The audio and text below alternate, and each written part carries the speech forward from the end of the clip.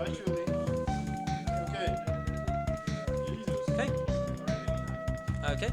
3, 2, 1, go. Welcome everybody. This is Lufia 1 Fortress of Doom, but then the Japanese version, so I guess technically this is Esprit Denki. So with this, at the start of the... Okay, no worries. So, at the start of this game, the game kind of gives an introduction to the Lufia series. Lufia 1, though the first one that came out, is technically not the first in the timeline. So the first part of the run will be going through the end of Lufia 2, Rise of the Sinistrals. Completely different game, definitely one that I recommend trying if you haven't already, but like it's kind of gonna give us a little bit of the end of it.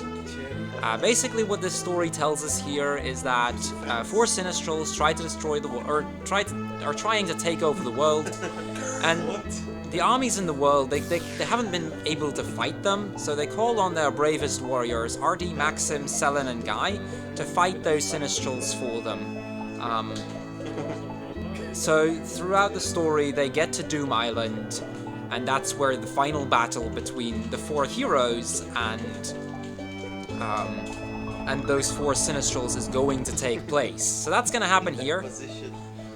Now, I'm going to start with a little bit of RNG manipulation. I am not sure that I can get it to work. We've been troubleshooting this with like half the Lufia community all day, and we haven't been able to get it to work yet.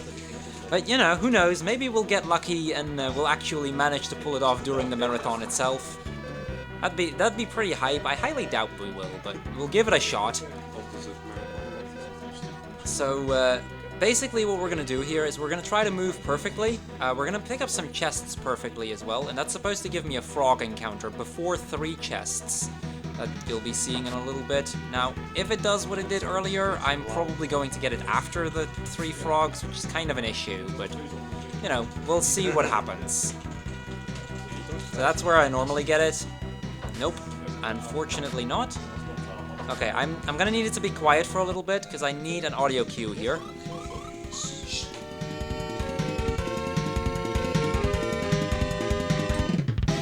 Let's see if that works. Probably doesn't, but we'll see. Nah, unfortunately not. Well, that's not a huge deal. I've got a backup strat in case that happened, because I knew chances were it was going to. So it's completely fine. So if the RNG manipulation had worked, I would have gotten a 2 Hydras encounter, and that would have dropped me a sword that I would be using throughout the run. But like I said, there are plenty of backup strats to work with, so it's not a huge deal. So let's pick up the last chest there, and we'll make way for the Sinistrals. I need those chests, so I needed to grab those in any case, because I'm going to need those chests for a glitch that we're going to set up later. The reason we're running Japanese is because the Japanese version actually has a glitch that's unique to the Japanese version. It's not in the US version, because of which the US version is effectively an hour and a half slower. The TV has volume. Okay, we're getting pretty unlucky with all the encounters here. Not much I can do about it. I'm just gonna...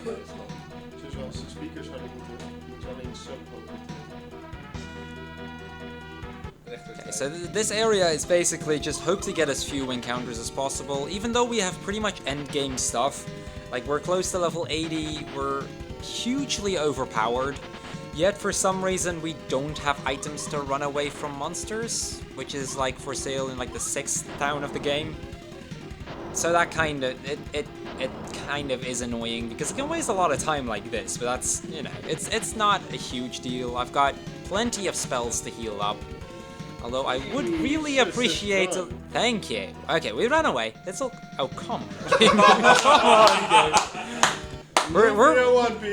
We're fine, we're fine. It's all gonna be fine. Effectively, it doesn't really influence the time much. Effectively, we're talking like a minute, maybe, over the course of the run. But this has been pretty unlucky so far. Let's hope this is the worst of it. Well, yeah, starting the next floor, you can't get an encounter anymore, I think. Or at least I've never gotten it. Oh, yeah, true. So this tells a little bit, like, we hear one of the Sinistrals talking about that we can cross the bridge, and Selen is like, this could be a trap. But and Maxim tells her back, like, the Sinistrals can feel our energy, so we should stay courageous and just go with it. Okay, gonna swap that spell in there. That spell to heal up. So yeah, to give you a heads up, I'm hoping that I'm not gonna make any mistakes with the Japanese, but my Japanese is really, really poor, so like it might happen. It's that one. It doesn't really matter much. We've got a lot of stuff that we can use, and this game gets pretty easy because of the glitch, so we should be fine regardless. Dread. So yeah, the spell that I'm using with Artie is a spell that drops his defense. So there you saw 43 or something with 43. That just means his defense dropped by 43 points. So that increases my damage output just that little bit, you know? It's very minor, but the little things, like it does save a little bit of time on this fight, which is pretty convenient.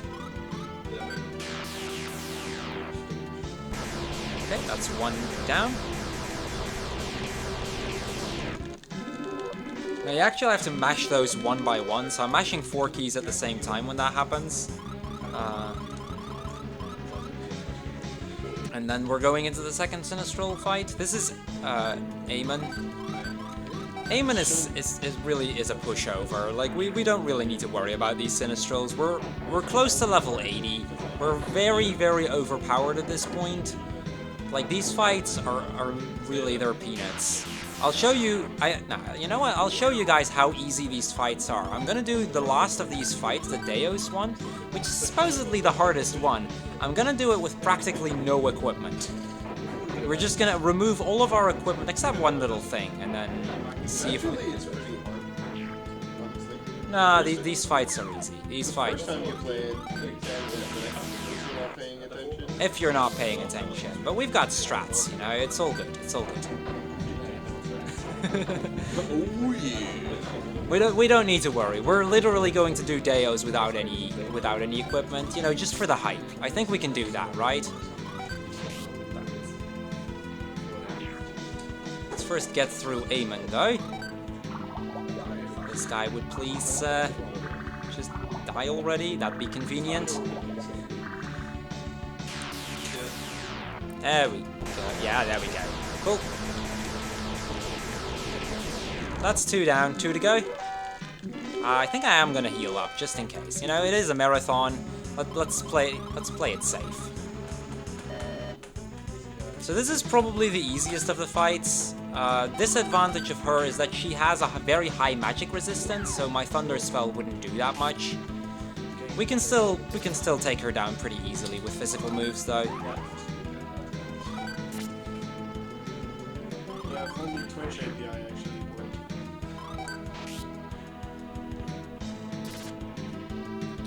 And after this fight, I'm actually going to have to focus a bit, because I'm going to be doing a lot of menuing. Like I said, I'm going to remove all of my equipment, and I will stick to that. But there is, of course, a reason for me to do that. And I will explain that as I'm going along. First, we need to kill Erin, though. Again, pretty easy fight. Nothing really that can happen. Even if she decides to be a jerk and use a lot of bad moves, she still generally goes down pretty quickly. Okay, physical move on Guy, that's perfect. And that's 3 down.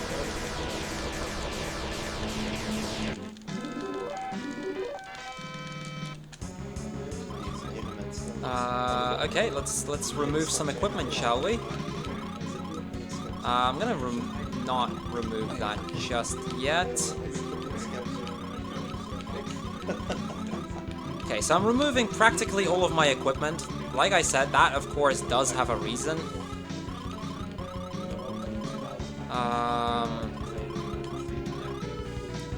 We're gonna put that in there.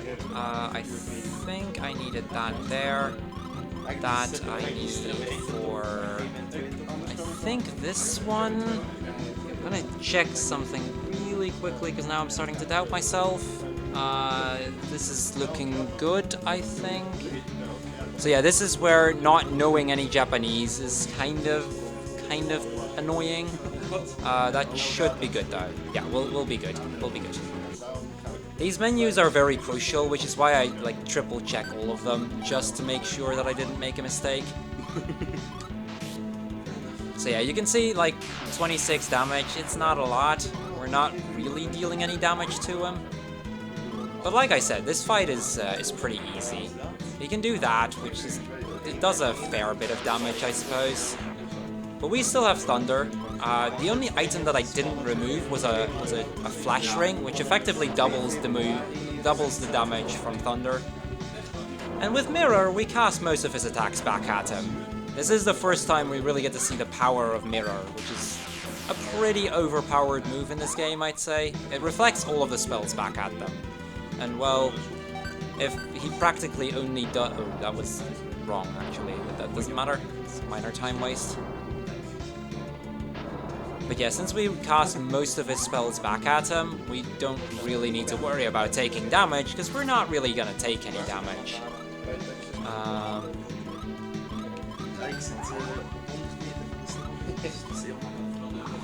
So he's just gonna... He's basically just gonna kill himself if we wait here long enough. See, this is what I mean. This fight is easy. He's practically killing himself. We're just gonna cast some mirrors. Then gonna defend with him.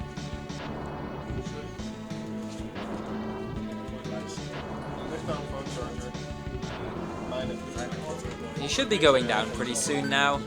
It's not... I don't think he's got many hits left in him. Defend.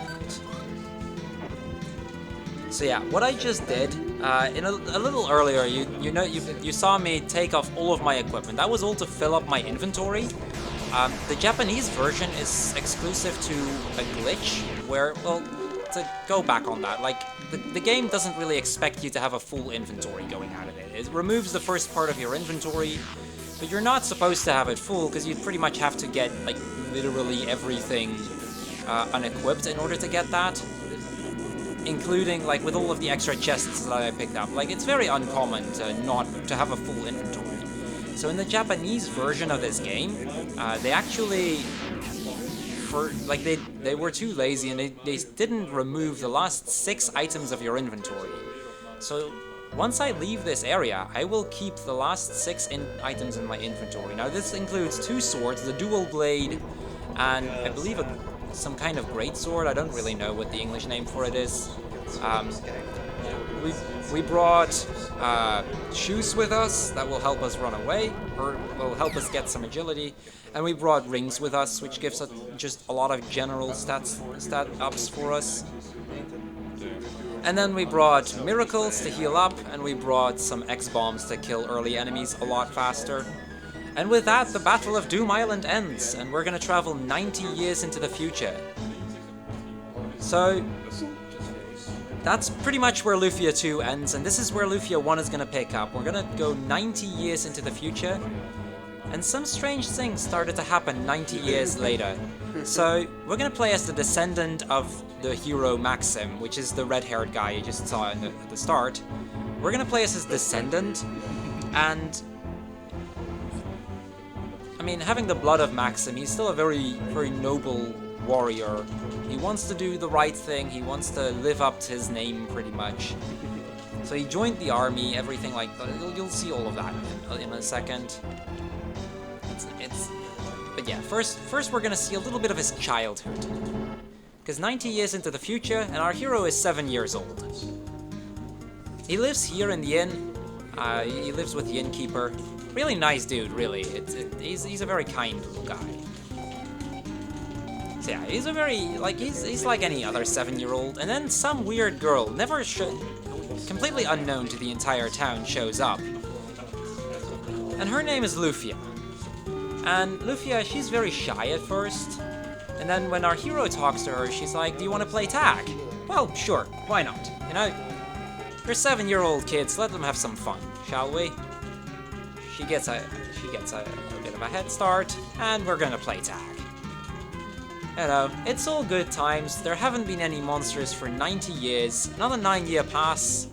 And now our hero is 16 years old, and with that he's old enough to join the army. So he actually joined the army. But you know, there practically haven't been a monsters for 100 years now. Like, it's not as if something's gonna happen, so all the guards are kind of lazy. Like, nobody shows up for practice and everything. Because, you know, there aren't any monsters anyway. We know from Lufia 4 that that's technically not completely true, because 80 years before this story there were monsters, but, you know, we'll leave the little details as it is. So we're gonna run off, and we're gonna meet up Lufia. She asks us if we're slacking off again, but we tell her, well, nobody shows up for practice, so yeah, can't really do anything about that. And she leads us to this patch of flowers, and these flowers, these are actually Profeia flowers. You get to pick them in Lufia 2, so Lufia 2 kind of references these flowers by having you pick up these flowers and making them spread as much as they do. They're kind of all over the world. They only bloom for a very short time, but they're in bloom right now, and they're Lufia's favorite flower. It's really cute. Like, it's a really sweet scene. We kind of make her mad, and then we tell her about her cinnamon pie, and that, you know, she's yeah, there's more cinnamon pie in this, trust me. And she's gonna make us some cinnamon tea and some cinnamon pie.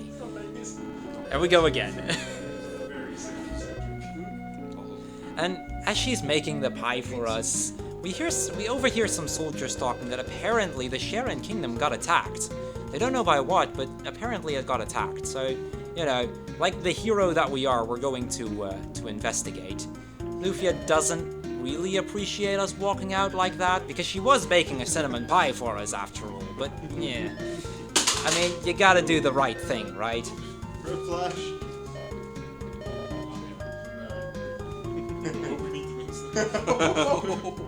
Okay, so now we actually get to play, and this is actually where I get to find out how well I did on the glitch just now. So let's see. So I've got a sword, 300 attack. I've got some rings, shoes.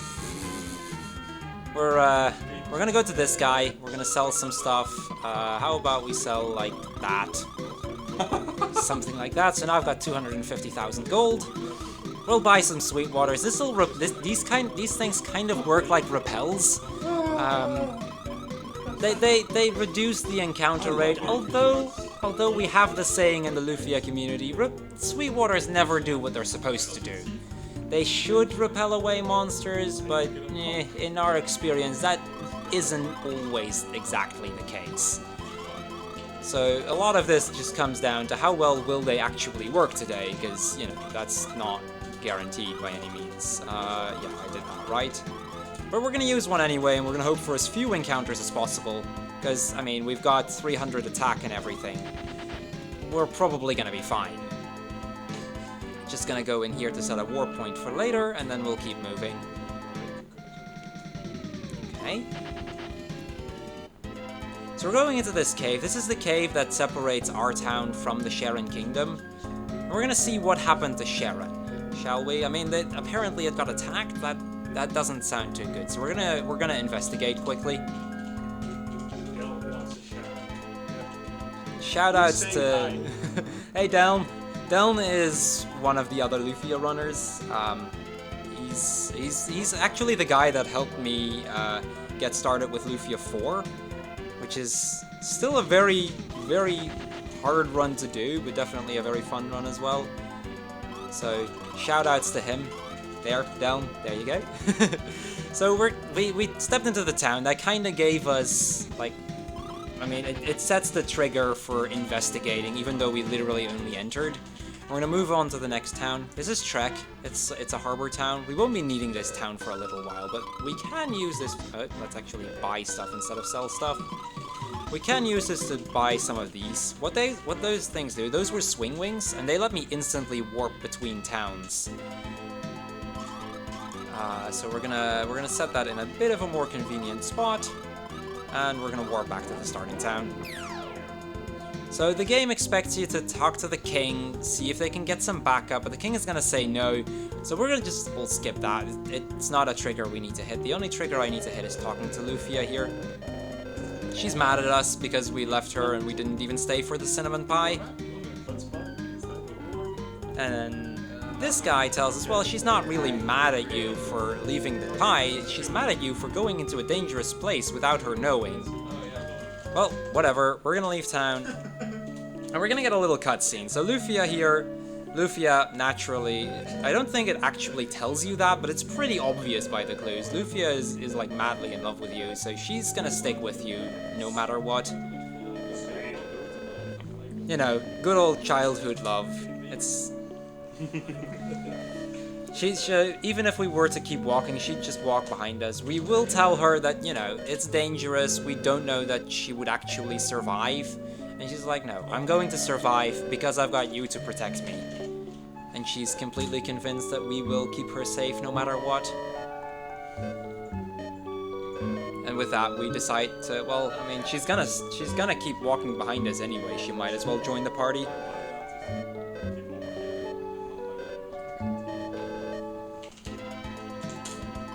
Let's equip Lufia as well. I can't equip a sword to her, but I can equip the ring. And then we'll move to this town. So this is the Sharing Kingdom again. I would look for the king, but there is one more trigger that I need to hit before then. So we're gonna get that first. We need a key. It turns out the guy in the little town we skipped on the way, that it's not like the guy in it. He comes from Chatham, but it's not really a relevant town for us. He went to the Sharing Kingdom as well in order to look for his sister who works for the king. So he had the key, but since monsters attacked him, he collapsed and he couldn't really do anything. So we're moving into town, and let's go save the king here. Let's hope the king is even alive. You know, who knows? We haven't heard anything. Well, he's not in the throne room, but there is a little switch here. Maybe that'll do something.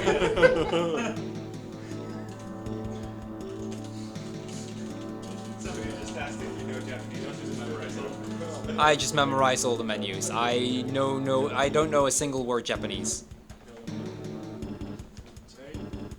Don't lie, dude. That sounds like I thought he said he knew a little bit of Japanese. No, I don't know a word Japanese. Literally nothing. Oh, confirmed. It's all gibberish to me. So yeah, the king is down here. He actually locked himself into the prison because, well, more or less locked himself in there. I mean, it's the safest place. It's a hidden prison. You can't really get there without knowing that it's there and without a key. So it was a pretty safe place for the king and his maidens to hide. The rest of the town was a little bit less lucky, unfortunately, but, well, I mean, as long as the king is safe, right? He's an important guy.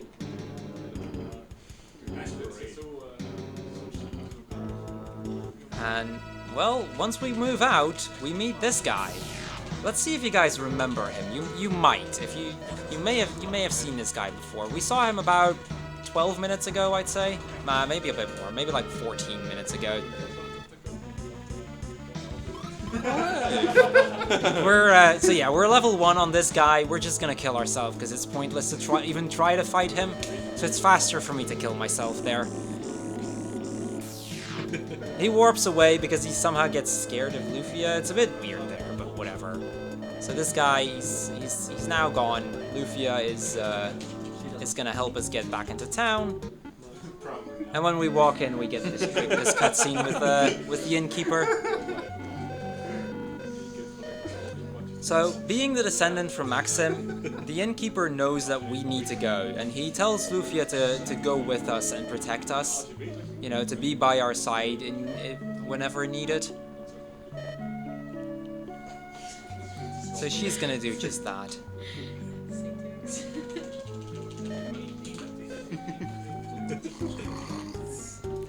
Now,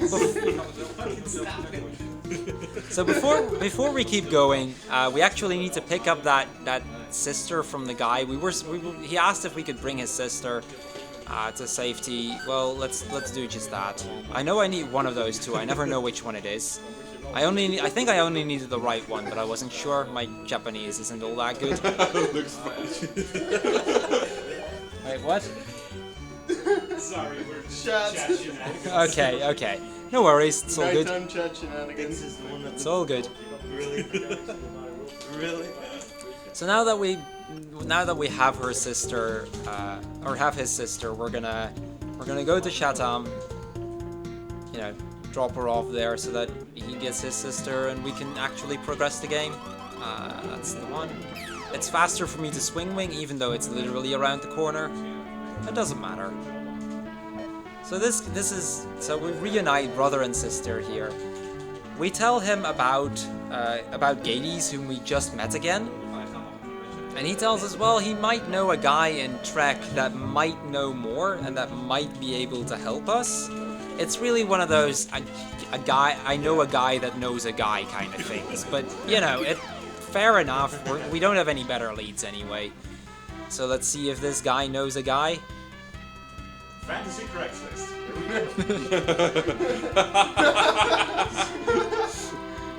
What? So this guy supposedly knows somebody that can maybe help us get, you know, put up a fight against those Sinistrals. We don't really have anything going for us other than the fact that we already have Dual Blade. So pretty much the entire next 2 hours of the run would be pointless, but, you know, minor detail. Minor detail. We'll look over that as if it never happens. So she's supposed to help us get to this guy. But the next 2 hours until I'm pointless. Well, yeah, we already have the sword we're gonna need to look for, so there's that. But the game doesn't know that, so we're gonna still have to get the sword again. That actually does allow us to get a second glitch later on, which is a really funny glitch if I can pull it off. It's a really helpful glitch too. So it might actually be useful. But first we're gonna have to meet this guy that we're talking about. Apparently, so she unlocks this door for us. And this leads to a very far away cottage. Like, I don't know what kind of guy would be living out here, but okay, apparently somebody lives here that might be able to help us. Let's see. So, when we arrive here, we meet Guy, who is one of the heroes of the Lufia 1. Yes, his name is actually Guy. He's about 115 years old right now. He's literally ancient, but somehow he's still alive. He hears about the Sinistrals and immediately he stands up and wanting to fight with us. I mean, he fought there 100 years ago, so he might as well now. And as soon as he stands up, he feels like it's his time. He tells us about Artie, the elf that is supposedly still alive, and not long after he passes away. You killed him. So with triggering that cutscene, we did indeed kill Guy. He had a good life. 115 years is quite the age for a man like him. But he died a hero, wanting to fight against the Sinistrals once more. But at least he gave us a clue. We know now that we need to go look for Artie, and maybe Artie can help us along again. That being said, we're gonna go back to Trek and we're gonna see if we can find a ship, because this little island isn't gonna help us much. And maybe this guy, he looks a bit weird, maybe he can help us. So, as soon as we talk to him, this is Aguro, he's the commander of the Lorbinian army, and as soon as we talk to him, we get attacked. Luckily, we have some X-bombs we brought from the start of the game, so if I could actually get one off, we'd instantly win the fight. If I were to get one off. There we go. Okay, cool. So yeah, this is the Demon Lords fight. Also, look at these levels. This is fun.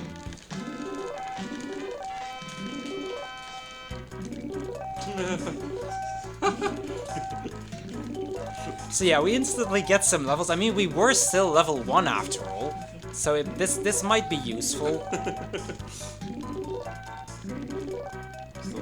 Oh my god. How many levels did you just get? 6 on Max, or 6 on Hero, 6 on Lufia, and 3 on Aguro. So 15 in total. So yeah, like I said, we were still level 1, and we're doing retry mode. Now, for those that don't know don't know the retry mode of Lufia, in retry mode in Lufia, both in Lufia 1 and 2, you get 4 times as much experience in gold as you do in normal mode. No. Switch with that.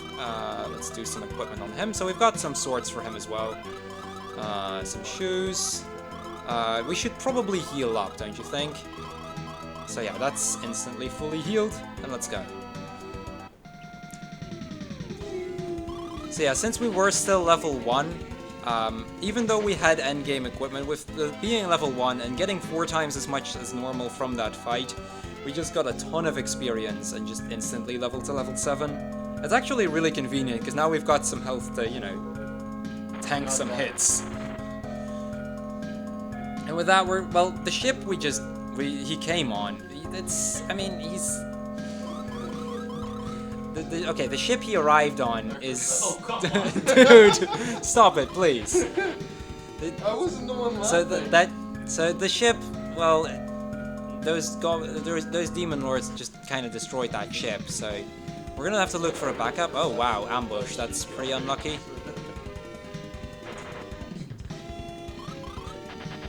So yeah, they destroyed the ship, so we're gonna have to look for a new ship. Now, apparently, if we were talking around with people in town, it turns out some ship got stolen by goblins. That's this ship. So let's see if we can get that ship back. Maybe we can use that to move on. Again, we've got X-bombs that we have had since like the start of the game, so we can use that to deal some significant damage. They are a range with X-bombs. You can kill them in one, but usually you don't. So that was a decent fight. Very average fight, I suppose. And again, we're gonna get some levels. So we're now practically level 9. That's pretty much what this run is. Like, we're not even gonna care about random encounters. We're just gonna kill off stuff. Like the bosses, that's what we need to kill, and that's what we're going to kill, and nothing else really matters. Now this ship, it wasn't our ship, and I mean we are the good guys after all. So we're gonna bring back the ship to its owners. So this was the owner of the ship. He also told us that his ship was stolen if we would have talked to him, but since we don't need to, I mean, you know, who really cares? Good job. I forgot how to say. Getting up is hard. He does, in return, give us a free ride. So with that, we're gonna get a free ride to Lorbinia. It's just a short boat ride away there, and with that, we are now in Lorbinia. And I mean, Aguro, he's the commander of the army, so he's gonna need to report to the king, because, you know, it's... He's the commander, he's supposed to report.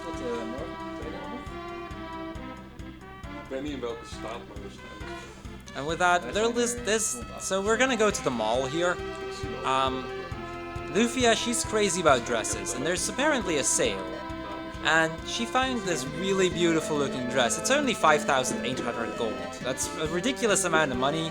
We're gonna say, like, that's huge, we don't have that kind of money, even though we kinda have over 200k, but, you know, minor details. And then when she looks in the for sale part, this kid, he steals her wallet. With that, I suppose this kid is now probably one of the richest kids in the world, because he just stole over 200,000 gold, but we kinda busted him, so we're gonna force him to give us that money back. It's 200,000 gold, it might be worth it to do that. Maybe. He gets away with it though, we don't really mind, and we're gonna talk to the innkeeper, and it turns out that kid is the son of Professor Rail Shaya, apparently some mad professor who spends very little time with his son. It's kind of sad. Come on, guy. So we're gonna take Aguro with us again. And with that, also, I'm gonna have to once again put Aguro in the front row, because Aguro, for some reason, he loves being in the back row. He does that all the time. It's a bit weird, but you know, the guy apparently loves that back row seat. Yeah, it's weird. Also, I'm actually gonna have to take my notes here for a bit so that I actually know what to do in my shopping, just in like a minute. Because like I said, I don't know a word Japanese, so this is one of the very few things I actually need notes for, just for these kind of shopping trips and stuff. So this is Grenoble, and this is where we're going to do pretty much most of the shopping we still need for the rest of the game. I'm going to buy 40 of those, 2, 3, 4, 5, 50 of those, just about, you know, practically infinite of these. These things, what I'm buying now, they're smoke balls, and they let me instantly run from a battle if I use it in combat, so we'll need a lot of those, because we're going to use that to skip literally every encounter. And then I guess these will do as well. These are power gourds. They increase my attack if I use it for a short period of time. Dealing more damage can be useful on some bosses, so we might as well do that as well. This guy, he charges us 50 gold in order to pass, but you know, whatever. Yeah, I mean, we really just get some information here and permission to enter the second floor of the old cave. Now, before I forget, I probably should do this, so we're gonna move that to, let me see, this is third, that's a fourth. In first slot, we're gonna do these. Well, I should probably do a stack of 99, but whatever. Those for shrieks, that's the one with... that'll do that, and that. Save like 20 seconds. Yeah. If I knew Japanese, well, it's all muscle memory if you get it down. But so I guess while we're going through the old cave, I should probably explain a little bit of how I got into this run, because I mean you might notice I don't know a word Japanese, and I'm technically not really a Japanese runner of this game. I usually run the English version. The English version, however, doesn't have that glitch you just saw at the start, so it's a lot more difficult to run. So and because of that, it's a lot less marathon safe, and it's effectively an hour and a half longer. So because of that, generally for these kind of marathons, Japanese was a bit of a smarter idea to do. I mean, I will lose some time on some menus because of it, but it's minor stuff for the most. So yeah, this is the first time we get to see those smoke balls, so I just use that in battle and we instantly run. No big deal. And I should have an escape somewhere. There it is. We're going to use that to instantly leave that cave. Now that cave is actually a very special cave. For every 5 levels that I have, I can enter the next floor. So if I'm at level 5, I would enter floor, or well, technically level 10, I would enter floor 2. Level 15, I could enter floor 3, etc., etc. There's actually a quest item on floor 2, so we get to go there by default. It's no big deal. We need to give that to this guy. He'll tell us about a guy that apparently knows where we can find Artie. It's again one of those a guy that knows a guy kind of things. Also, Aguro is in the back row again. Because, you know, he likes doing that. He looks Lufia up her skirt. Yeah, that might be it. He might just do it for that reason. I don't know. It's weird. You But need to repeat that reason. They couldn't. yeah, okay, well, what the audience just said is that he's in the back row so he can look up Lufia's skirt.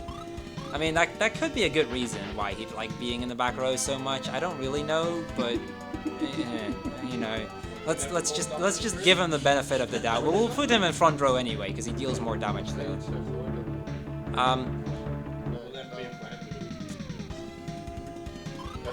So yeah, normally I'd be fighting a lot of this stuff in the English version. In Japanese, again, we've got so much good stuff, we don't really need to, so we're just gonna go through this place as quickly as we can.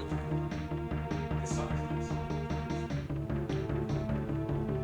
not the best one though. It's definitely not the best song in the game. This game has pretty decent audio, especially for like its time.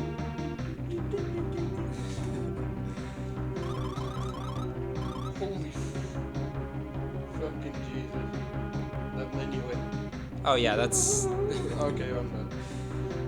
So this is the apprentice. This guy once worked under Artie. He was Artie's apprentice, and because of that, he knows where we can find him. But he will only tell us if we face him one-on-one. So I actually need to beat him in one-on-one combat, and he's dead. I'm done. So he's gonna give us a speed potion in return. I'm not really gonna use that. Who cares? Also, Aguro is in the back row again, so let's put him in front again. Drugs. Speed potion and stuff. Yeah. I know where he is, but So we're gonna drop off this tower. Apparently you can drop off the top of a tower and be fine in this game. I wouldn't try it yourself because, you know, gravity and stuff. Depends on the tower. Yeah, I wouldn't recommend these kind of towers, not judging by how high they actually are. Fair enough, but Well, they're only 5 pixels you're also tall. walking over hills. That's true, that's true. I mean, So with that, we're going... Oh, wow. See, this is what I mean with sweet waters never work. They're supposed to repel away the encounter, they never really end up doing that. Yeah, it's actually the foul water that attracts monsters for some reason. So with that, we're gonna go towards the next town. An interesting little difference between the English version and the Japanese version is in the English version you actually go here before doing the apprentice. You take this little detour to get better equipment, but since we already have that equipment, we don't need that in Japanese. And once we enter town, we meet this little boy. His girlfriend, she's very sick. He's promising her to go look for a cure. He may know something that will cure her. What he's going to do, he's going to look for the Hope Ruby. So in the neighboring kingdom, the kingdom of Medan, there is a special ruby that supposedly would grant wishes. So he's gonna go look for that ruby in the hopes that that ruby will end up curing his girlfriend, because, you know, she's very sick, he doesn't want to lose her, and he's willing to do just about everything for her. It's really sweet. So we enter Medan, and let's go up to the castle, see how this boy is doing, because, you know, he is trying to get the Hope Ruby. That might not be too smart. We see him running out of the castle. He got sent away. They told him that he wasn't going to get the ruby. And that's because this ruby is actually a huge piece of income for the kingdom, because people throw money towards the ruby, and the kingdom collects that money, and that makes up for a lot of a lot of debts the kingdom has. So we actually see that in this cutscene here, this song and is such a dark twist. and not just that, but the Hope Ruby is also a fake. This isn't even the real Hope Ruby. So they put up a fake ruby so that they can collect money from gullible people to make up for debts. I mean, it's not really the smartest strategy, but I guess it works. Well, with that, we're gonna move out of the castle again, and we see this kid running around once more. And not too long after, a guard. You probably can guess what happened there. So, because this is a marathon, I'm gonna make a safety save here. This is more of a save that I'm going to use in case weird stuff were to happen. I actually hard-locked a couple days ago in this game, which has literally never happened. Whoops, my bad. I actually need to enter the town here, because this boy, once he brings the Hope Ruby to his girlfriend, and when he walks out of the room, later he comes back, and it turns out his girlfriend has disappeared entirely. He doesn't know where he is. He's very worried about her, so he's gonna come with us into this very dangerous little cave here. Whether I would bring like a 7-year-old into a cave like this, I guess it's not really great parenting or anything, but well, I suppose we're only 16-year-olds ourselves. So. You're not his parents. You can do whatever you want. That's fair. We are not his parents. That's definitely true. So we're actually gonna pick up this little chest over here. This is the monster ring, and what that does is if I have a sweet water, and I equip that, it turns it into a foul water, so I get an encounter every single tile. That seems really bad, and for the most it is, but if you're trying to grind encounters, that can be very helpful, because you won't have to walk around as much. Well, yes, if you have to level grind. Yeah, there's one point in the game where we're going to have to level grind, and that's what we're going to use it for. There's one on average it takes somewhere between 5 and, well, I think I average at like 7 or 8 minutes. But that's a little part later on that we're going to have to do, and for that we're going to bring it with us. Also... Walk over 2 walls. No, that's actually an invisible bridge. You're supposed to walk over that. That's actually... The game hints you towards that, and you're supposed to walk over that bridge. That's not a glitch. Come again? How high are you? pretty high. These guys, yeah, these guys are pretty high. That's for sure. So this is on a scale of 7. So this is Phantasm. I always need to look. This is this one. So I use that item. That was a power gourd, and that will raise my attack. This guy can actually do some pretty nasty attacks. Had the RNG manipulation worked earlier, this would have been... Oh, that was a miracle?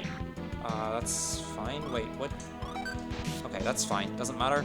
So had the RNG manipulation worked earlier, this would have been a 2-turn fight. Because it hasn't, it can be a 3-turn fight. So I'm gonna have to keep an eye on what he does. He's generally not a big deal, but... Interesting about that, in the English version, because you obviously don't deal as much damage in the English version, this guy is one of the biggest run killers. In the English version, there's 3 really big run killers. In the Japanese version, there really only is one that often kills you. I think I haven't gotten a run yet where I didn't die to him, so hopefully that I will not die there today and be ahead of PB or something. So we killed the Phantasm, and with that, the girl is safe. She's also all healthy again. Apparently the Phantasm was also the thing that caused her to be sick. So that's a nice little bonus, and with that we're gonna move on. Now I could go into Medan, and I'd trigger a little cutscene where they would tell the town that the Hope Ruby they used was a fake. However, that cutscene is about a minute long, it's skippable, and, well, I mean, there's no real point to watch it, other than... It's also Japanese. It's also Japanese, so I wouldn't be able to read anything of it anyway. So, we're just gonna skip that. Just YouTube it. They will tell in that case that the Hope Ruby is a fake, they apologize to the town, you know, all kinds of stuff like that. But we don't really need that, so we're just gonna continue. And with that, now this bridge is actually open, it wasn't before for some reason. And we're gonna move towards Belgen.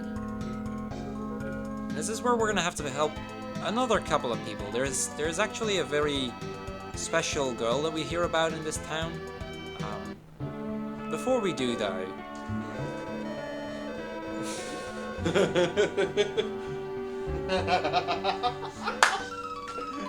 took a while. Before we do anything, we're gonna buy some of these. These are escapes. They will let me instantly get out of a dungeon. Very convenient in a couple of times. So sad you're missing out. There is literally a character with 2 very big plus points. So this girl, she tells us about the follower, and the follower is a guy that... So this town gets attacked by a follower of one of the Sinistrals. And the only way that they will leave the town alone is if once in a while they sacrifice somebody.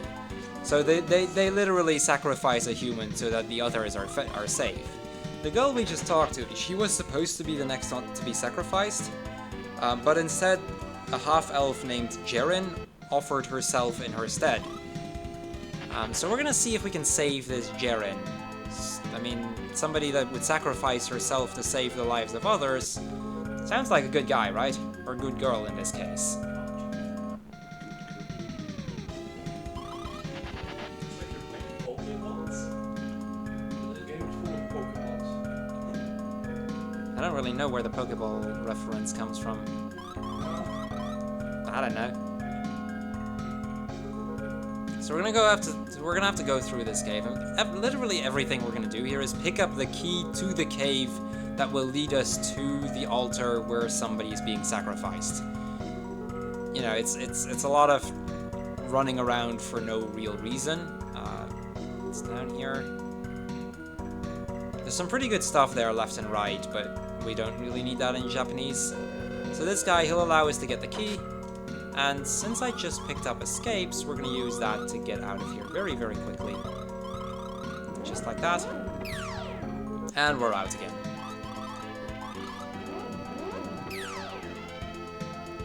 I'm warping back to that town. With decent menuing, it's slightly faster to warp back to town. That was a pretty good menu, so it saves me a little bit of walking around. Especially seeing as how my Sweetwaters haven't really been working thus far. Sometimes you'll get a Sweetwater that just repels everything away for 100 steps. And then sometimes you just get as many encounters as you normally would. The reason... well, we have no idea.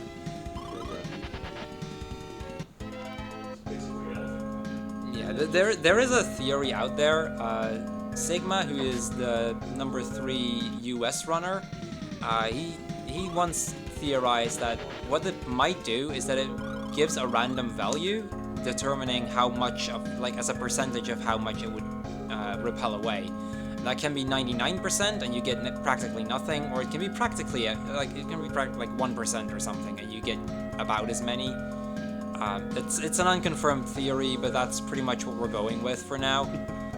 So usually, if it doesn't seem to work, I'll just use another one, and like you can see, like, then this can happen, and you just don't get any encounters anymore. The encounter rate really hasn't changed, the only difference is I used another Sweetwater. And that speeds up things quite a bit by not getting those encounters.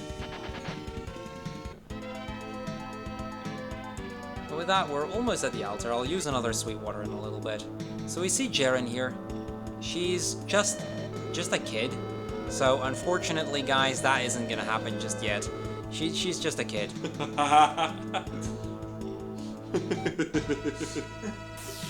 And just as we try to see if we can find a way to get her out of there, she gets taken away by the follower. We don't really get a chance to stop her. The follower flies away with Jaren, and well, we're gonna have to go save her. I mean, we are the heroes of the story after all. We need to save the world, and that includes all the people in it. Yeah, apparently so. I don't know. It's JRPGs. So this little tower, this is the tower of the follower, and this is kind of a teleporter maze kind of tower. A lot of the teleporters will get you back to the start. A lot of the teleporters just put you in a different place in the same room. There's also a couple treasures. There's one here that we would actually use in US, the flash ring, the one that we used earlier when we had sell and cast Thunder at the start of the game. But we don't really need that. We've got wave rings on everybody. Those are more powerful anyway. So no need to worry. And then let's see if I can actually remember which teleporter to take, because it's actually different in the English version, because you have to get the chests on top of here as well. The chests hold miracles, which gives an instant heal, which I have practically infinite of, because I brought like 300 of them with me at the start of the game. But if you don't have those can be quite beneficial for a run. So this is the next boss of the game. This is the follower. This guy, he is still loyal to Eamon, even though Eamon has been dead for almost a century. For some reason, he's still loyal to him. So let's just, you know, we can't have that. Let's just kill him off. He uses Drain. That's a defense dropping move. No big deal. That's more of a safety heal I did there. I probably didn't need to, but it's fine. He can also heal himself, which is completely fine. And that's follower down. Again, in the US version, a pretty big, well, not as big of a run killer, but it's still a run killer. You can die on this guy pretty easily, and he can waste a ton of time. But in this run, no big deal. All easy stuff. So Jaren, she asks us to come with. She asks us if she can come with us. I mean, we're the heroes. She wants to. She doesn't really have anything here, so she wants to come with us. But you know, seeing as how she's a kid, we're not really gonna allow her to. She does give us a miracle as a thank you. I mean, I only had 300, so you know, minor stuff. But I guess we can use it, and we'll just keep moving because we still need to find Artie. Like, that's still our goal. We need to find Artie so we can find a way to fight the Sinistrals. Because hopefully Artie knows a way. If anyone, he should, right? He's the last living person that was actually at the Battle of Doom Island. Now, in order to get there, we need to go to a little...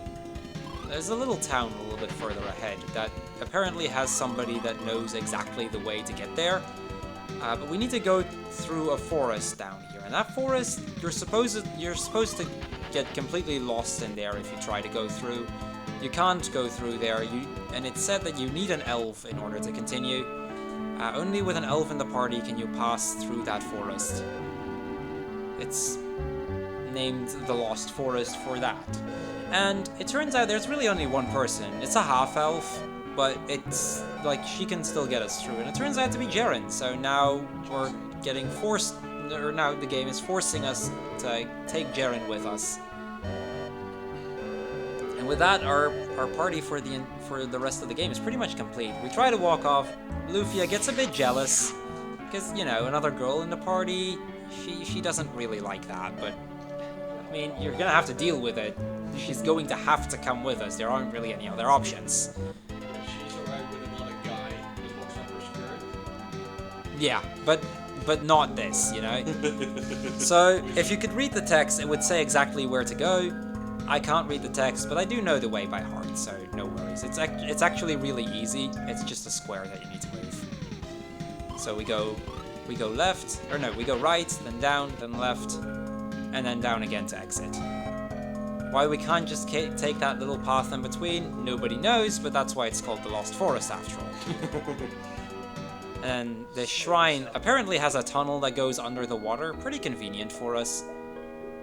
Means we won't have to find yet another ship to continue, because, you know, we know how that ended last time.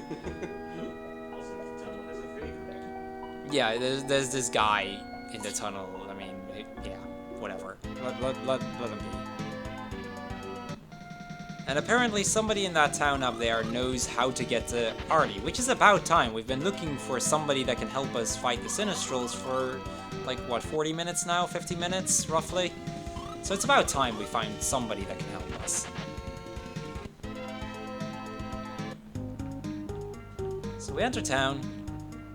Really cheerful town. It's all nice and peaceful as usual. We go into this hidden little pub, and she will tell us how to get there, but only if we buy her a drink. And then, you know, her mind is still a little bit fuzzy, so she wants us another drink. So we buy her several drinks, and she tells us about the 3 jades that we need to put on their respective towers. So there's 3 towers on these islands, and in the center of these islands, that's where Elfreya is, where Artie lives. There's the red tower, there's the green tower, and there's the blue tower, and we need to put their respective orbs on those towers. So the green tower would get the green orb, the blue tower, the blue one, and the red tower, the red one. Now, to make things a little bit more interesting, I'm not completely sure about this, but I think you actually need to do that in a specific order as well. So you need to put on the blue one, then the green one, then the red one. Again, gonna take a bit of a safety save here, just in case weird stuff happens. It is a marathon after all. And we're going up to the red tower. So the lake near this tower is completely poisoned. It turns out somebody has been poisoning the lake, has been, you know, getting the water to be as foul as it is. But it also, on the bottom of this floor, where the blue orb is supposed to be, or the blue jade, I suppose, is supposed to be, that entire floor is now a poisonous lake as well, so we can't get to the jade. So we need to get rid of that one thing that's supposedly poisoning everything. Now this is for the US version, this is pretty much the last run killer that's in the US version in like the next hour. For the Japanese version, well, this is the kind of boss, if he really wants to kill you, he will kill you. And there's just nothing you can do. So I'm gonna heal up to full, even though it's only a couple HP. That can make the difference between life and death on this guy. Hopefully I won't get to show you guys why, but that is a pretty big thing with this fight. So we're gonna power up. This guy has 900 health, by the way, so that's something he can do, 71 damage. Pretty significant, but not a huge deal. That's actually not one of his more powerful moves. He's got one really dumb move. He's being fairly kind to me, actually, so far. Let's get 200 damage in. It should only need one more turn. I'm gonna take that for safety. Okay, that's a really lucky fight, actually. So this guy has water, which pretty much does 50% of my health, effectively, on every party member. So it's quite the troll move, and if you get it twice in a row in the US run, you're just dead. So yeah, that's like the last boss fight for like the next hour, roughly. So it'll be smooth sailing for a little while. This fairy shows up, this is the water fairy. And she's gonna tell us that we purified the lake, you know, because it's all good now, it's all good. As soon as we fall off, we'll see the lake is all blue again. And we can actually now get that blue jade that we were talking about. So let's go grab that right here. What?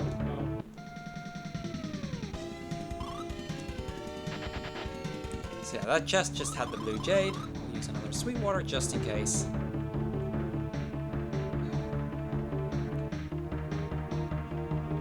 And with that, we're gonna make one more quick pit stop in Medan.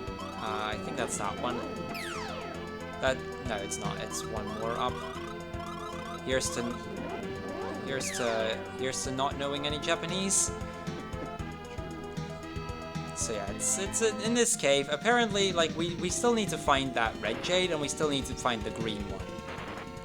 And it turns out the red one is actually in this cave near Medan.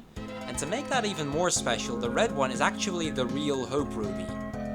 So we're gonna have to go into this dungeon to get the actual Hope Ruby, not that fake one they used in Medan to get money, just the actual thing. So this guy, he holds it, he's held it for quite a while too.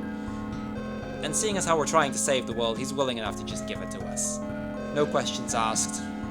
You know, I mean, some stranger asks you for a Hope Ruby, and you'll just give it to him. That's fair, right?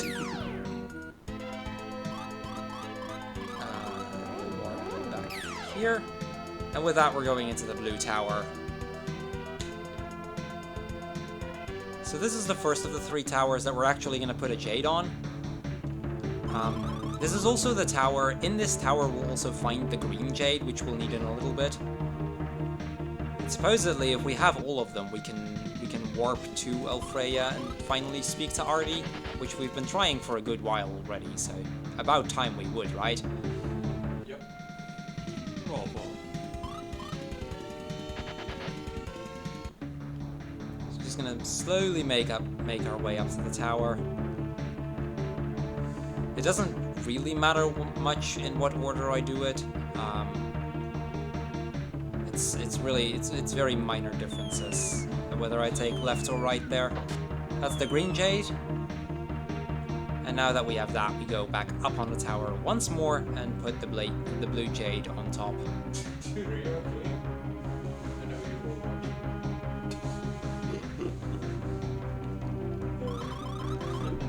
Do you like going all the way up to the tower? Yeah, let's go. I know, right? This game has a lot of backtracking like that. That's one way to reuse memory, right? Yeah, it is. It definitely is. Just makes you effectively do the entire tower twice. So, Sweat just got a 350. Oh, nice. Congrats, Sweat, with the 355? No, 50. 50. Sheesh, that's a really good time for F5. Then, Yeah, and then Chrono got 349.36. GG, Chrono. How does that not surprise me from you, Chrono? Honestly, you had to keep the record for yourself, didn't you? So yeah, the Final Fantasy 4 through 6 relay was today, and I'm assuming Sweat and Chrono both raced in that. Chrono is the former world record holder of FF1, which is how I knew him. Still a very good friend of mine. Still. So yeah, still, it's a really cool guy. Definitely worth checking it out. He runs a ton of different Checking RPGs. the guy out. I mean, as in like his streams and stuff. Okay. So yeah, we make it to the top of this tower. We put the green orb on. And now we've got one more tower left, and then we're finally going to supposedly meet Artie. And that's this red tower. Remember this guy, this place? no. We may have been here before. I'm not sure, but we might have. So let's just make our way to the top one more time, and hopefully finally be done with this place. I've actually had fairly decent RNG so far this part. Like I've gotten very few encounters, which is kind of lucky. That's what we're going for. I could just be gone any minute. It is Lufia 1 after all. At least encounters in this game or in the Japanese run aren't as deadly as they are in the US run. What makes it glitches. The equipment, the glitch that we use to get our stuff so early in the game is a JP only glitch. So in the Japanese or the English version is pretty much JP glitchless, except for I guess one little skip that we'll do later on. But I'll tell more about that once we get there. So we finally meet Artie. This is Artie, guys. We did it. Yay! And it turns out Artie turned blind at the Battle of Doom Island, so he's not gonna be much help. He does, however, know how to beat the Sinistrals because he was there 100 years ago, and it turns out we need Dual Blade. You know, that sword we've been wielding for about 50 minutes now. He can't really fight with us, but he is going to, like, he does give us some ways to progress. He also is going to give Jaren his bow. It's a half elf. Yeah, since Jaren is a half-elf, he does know how to use it. Surprisingly, she does. Good logic. It's so apparently we need to find some professor, Rail Shaya, the one we mentioned earlier with that weird kid that stole like 200,000 gold from us, like his father, and he supposedly has a submarine which can get us into Doom Island, where supposedly Dual Blade should still be. I mean, that's where the Battle of Doom Island ended last time, so hopefully the sword is still there. So let's see. Oh, see, this is what I mean with Sweetwaters never work. Here we go again.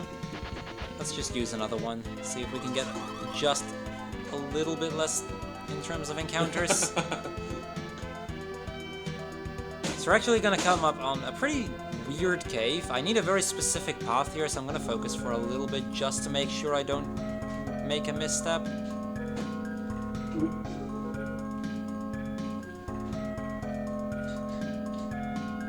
And that's that. That's really all there is. But I need to walk that specific path. If I take a misstep, it'll block me somewhere and I pretty much have to escape out and try again. That can waste a lot of time if you make that mistake a few times in a row. So we enter this little town here, the town of Odell, and it turns out somebody in Odell actually knows where we might be able to find this professor.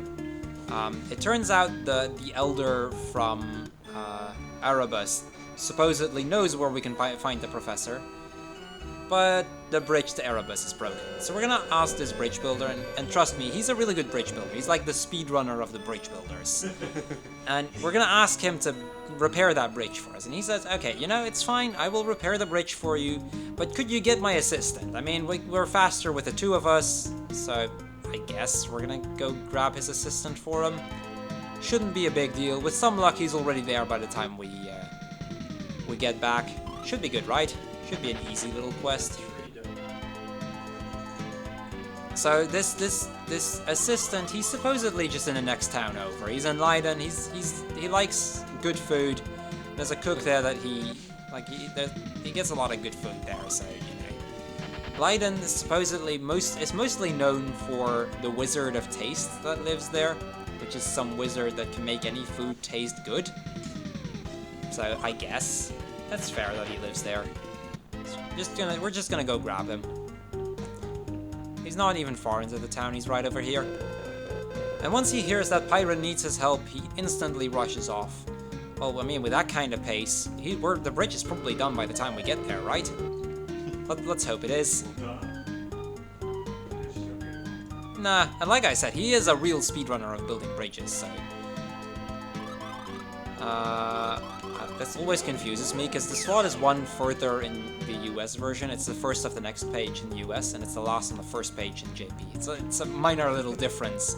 It's because in US we enter an extra town, the town of Surengal, and we don't enter that in JP because we don't need to. And he's not even there. He asks us if we can go check up on the condition of the bridge.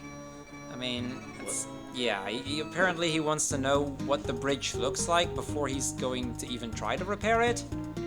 I mean, it would be better if he'd check it himself, wouldn't it? That way he would know exactly what he would need. But, okay, fair enough. I guess we're gonna have to check the bridge. At least that way we'll know the way to the bridge. I suppose that's a good thing. Yeah, it's a really good walk there, actually.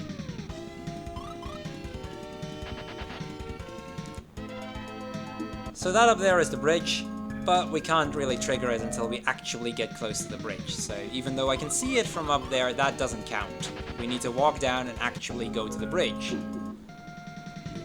This game, if you could please stop giving me these encounters, that'd be nice, thank you.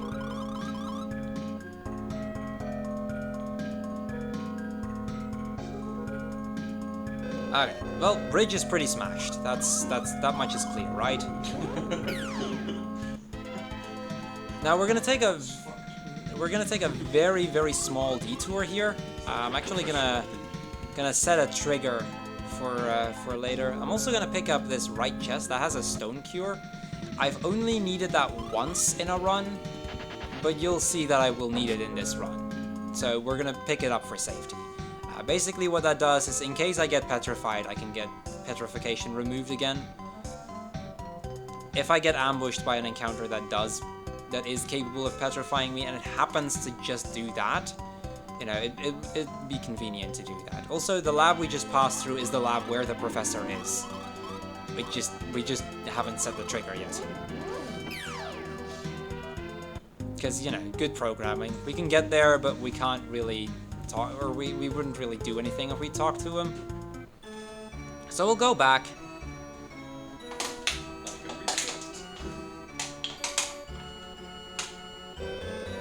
And now this guy finally he's moving towards the bridge. So let's go to the bridge. He's probably done by the time we get there. Let's hope so.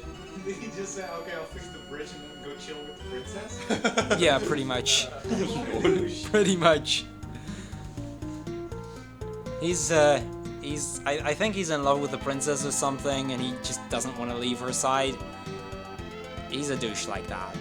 But, you know, at least that gives him a reason to finish the bridge quickly, right?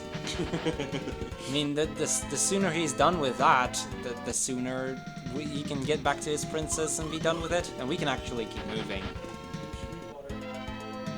Yeah, I think that's a good call. We'll use that.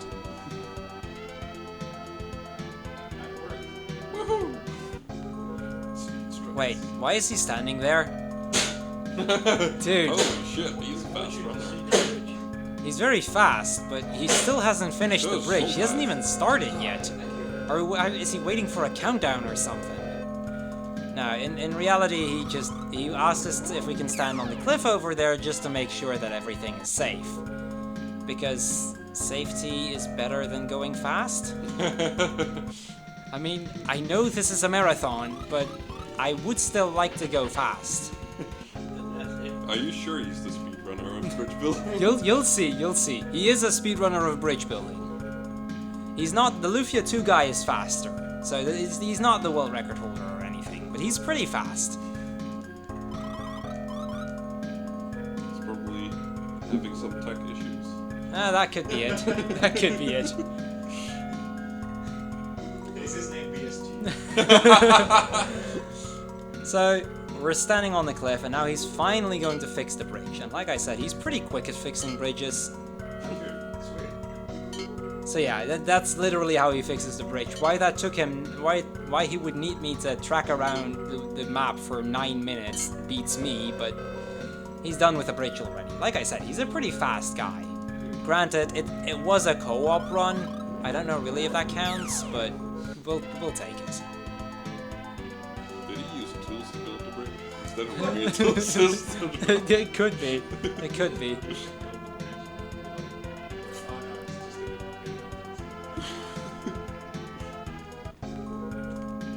So now that the bridge is fixed, we can finally pass this bridge and go towards Erebus to meet this elder guy. How long did this take you? This takes about 9 minutes. If that guy wouldn't be around, the run would be about 9 minutes faster. That's literally how much time he wastes. Funny enough, it's actually exactly as long as it is in the US run. Because you don't really do any fights, you skip everything. JP and US are pretty much identical at this point. Well, I guess you pick up like 3 extra chests in US, but that's about it. In the US run, you pick up some extra chests just for some money management, but we don't really need those here. Other than that, it's identical. So with that, we're finally down here. And this bridge, or this door, it's sealed. And apparently there is a spell on that plaque. It says La Falas, La Falas. And then Jaren tries to open it, and she fails, even though Jaren is a pretty good he's pretty good with magic. He's a half-elf after all. Then our hero tries it. I mean, he's got quite a few magical capabilities, seeing as how he's a descendant from Selen as well.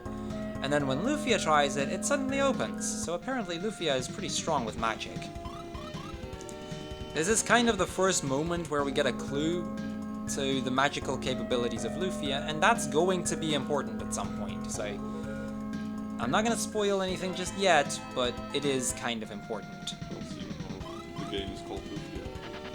Yeah, there's a reason this game is called Lufia. So as we walk into Erebus, or no, this is Eris, not Erebus. Erebus is a different town. Whatever. We walk into this field of flowers. Again, Prefeya flowers, Lufia's favorite. They're blooming again, or still. I don't really know. We were pretty fast. It's only been it's been less than an hour and a half, so I guess it's probably still blooming. And then when we meet this guy, this is not the Elder himself. He tells us that the Elder is on top of the Tower of Grief, and that's where we're gonna have to visit him. Tower of Grief is pretty close by, though. We're gonna have to go through one very, very long dungeon here. So yeah, there's even, like, this dungeon has everything. It's got a bridge, it's got a poison area, and that was that dungeon. And with that, we're going towards the Tower of Grief. Again, very long tower. These are luckily some of the shorter areas of the game. It's, Well, it's the cool Tower. no, Grief. Grief. So we're gonna walk on top of the tower. If I were to walk into that gap there, I'd fall down a floor. So yeah, let's not do that.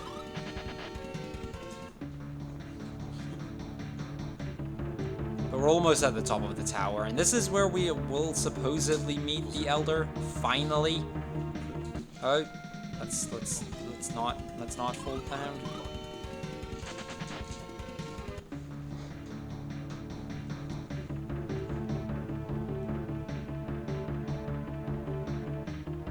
So this is the Elder. He knows exactly. Well, first he asks who managed to open the seal, and he tells us it's Lufia.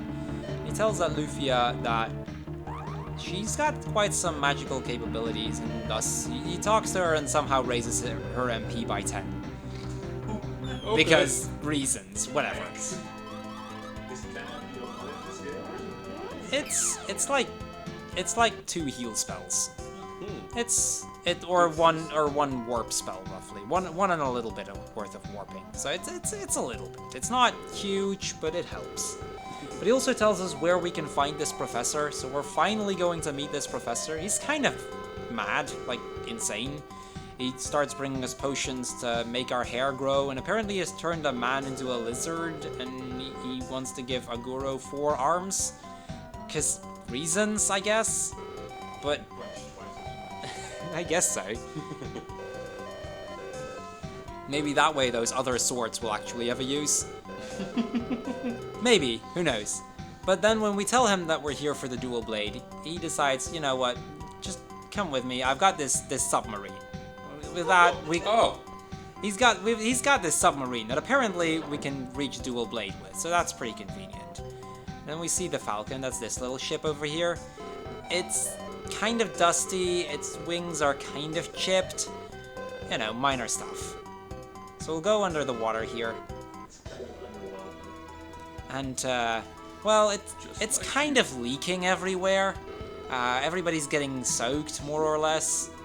I don't know if I would safely get to Doom Island without drowning by the time I get there. But he has a way he can fix the ship. We can still use it for sailing, that's still fine, but under the water, not exactly safe. So, whatever, let's go into the ship, and we'll go to his next lab. This was Lab 1, Shia Lab 1. We're now going towards Shia Lab 3. This guy's got quite a couple of laboratories. It's, you know, game, could you not give me an encounter every 5 steps? Yeah, it even works on the boat. The Sweetwaters work on the boat as well. Pretty convenient, right? It's pretty much the same stuff everywhere. And then... this is Shia Lab 3. This is probably, like, we're gonna have to return here quite a few times throughout the run. There's a lot of stuff happening here. And apparently the professor knows a way to fix it. But he's got a little quest for us first. We're gonna have to look for his assistant. Sound familiar, anyone? Maybe? I don't know. It feels like kind of a deja vu that we're again gonna have to look for an assistant. But we'll look for his assistant so he can fix our ship. Apparently this guy in Baku knows where this assistant is. So again, the guy knows a guy that apparently knows where the assistant is.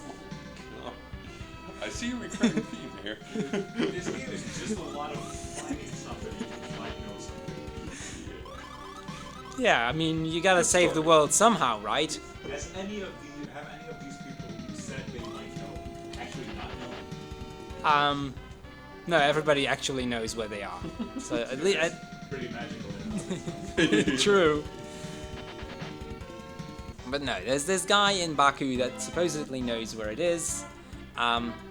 It turns out it's the priest of this town. He knows where we can find him, and it turns out the assistant is treasure hunting in the 5th floor of the old cave. Oh, sure, there you go.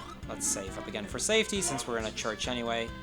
Yeah, so, I mean, the old cave, you guys may remember, we needed to be level 25, or we would have needed to be level 25 to enter that floor. We're not that. So we're gonna have to really ask this guy that grants people permission if we could please get to the 5th floor. We kinda needed to save the world. Again, this guy asked for 50 gold because he's a jerk. He's just like that. Every time somebody passes, you need to pay 50 gold.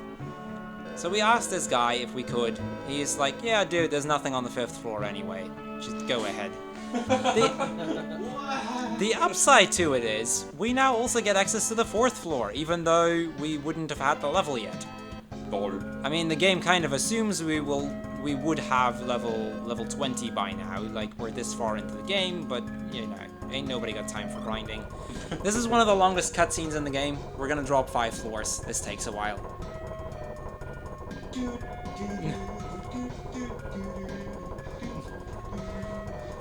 So yeah, insert cute elevator song here or something, I don't know. So, we're there. We're there, it's all good. And now we're gonna have to actually find this guy.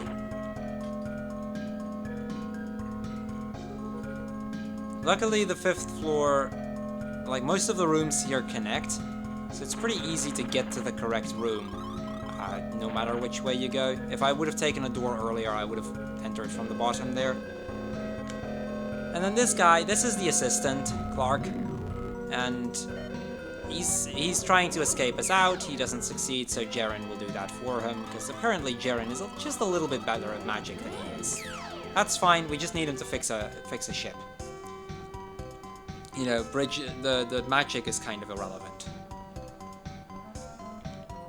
So let's go get the assistant here, and yeah, they can fix our ship for us, it's fine. But they need 7 pieces of alumina to do so. So we're going to have to gather 7 pieces of alumina in order to do just that. Pretty much. Now, luckily we set a war point earlier. Let's see if I can get I think it's this town. It should be this one. Nice, I actually got the right town. So we're gonna have to go through a couple kingdoms here in order to get those 7 pieces. First I'm gonna go to Marseille, which is a harbor town. I'm just gonna set a war point there for later because it's faster to do it now. You'll see in a little bit why, because the other way is going back after the next town, and the next town is, well, I would show you guys if this encounter wasn't in the way, is down this little river. So I'd either have to do that or just go through this river all over again. Oops. I was wondering if that was easy. No, it's not. On average, I hit the shore at least once or twice a run.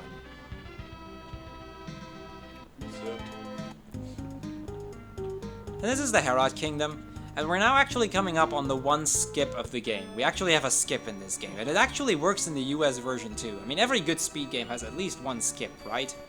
I feel like it does. So this king, he asks for, like, he hasn't had any good food for a good while.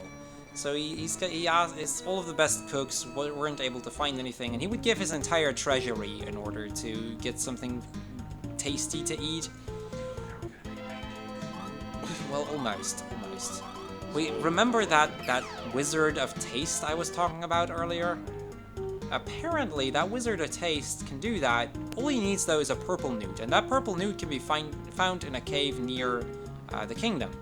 However, if we get this grilled newt, that also works. So instead of the purple newt, we're gonna just give him the grilled newt, and we skip an entire cave. Sweet. This is the only glitch, or well, quote-unquote glitch, that also works in the US version.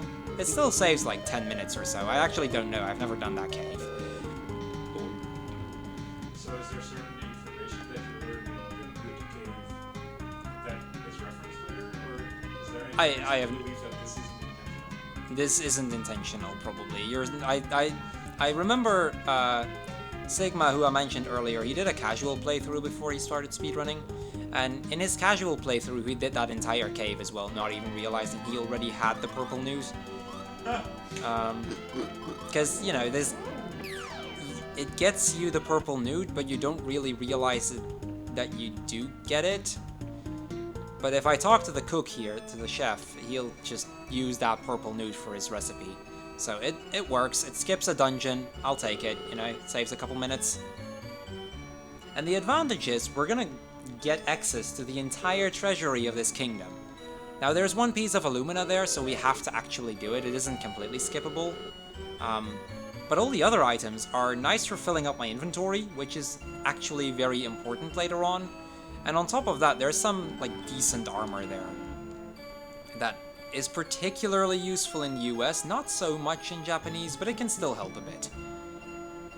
So yeah, I'll show off the treasury right over here. So we go through here. The king already told the guard to give us access because, you know, we got him something tasty to eat. We actually managed to do it. Tasty food equals free treasure, confirmed. Now, some of the things in here are actually completely useful, like useless. Like, there's a pot in there. Okay, my inventory is full. Cool. I'm actually supposed to get a full inventory at some point, so that's actually helpful. Like, it's not as if I don't want that to happen. There's a glitch later on that I'm gonna set up for which I need a full inventory. I'm gonna have to try to work around doing that glitch without having done the manipulation earlier, because it's a little bit different this way, but I should be able to pull it off. We're gonna have to get a sword in a little bit. It's fine though. So we're gonna sail up here. I'm gonna go. That cave over there actually has like 3 pieces of alumina, but I'm gonna set a warp point first. And that warp point is all just for later. Plus, we're gonna get max shoes there, which is very convenient. I should have used a smoke bomb actually. That works.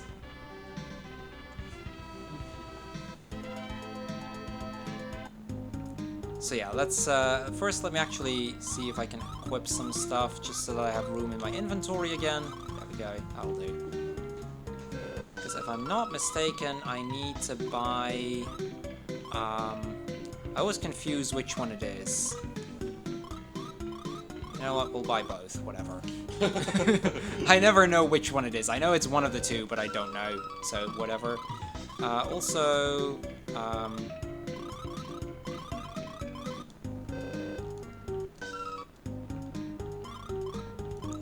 equip... Wait, I had still not equipped the ring to him? That's kind of dumb. So that...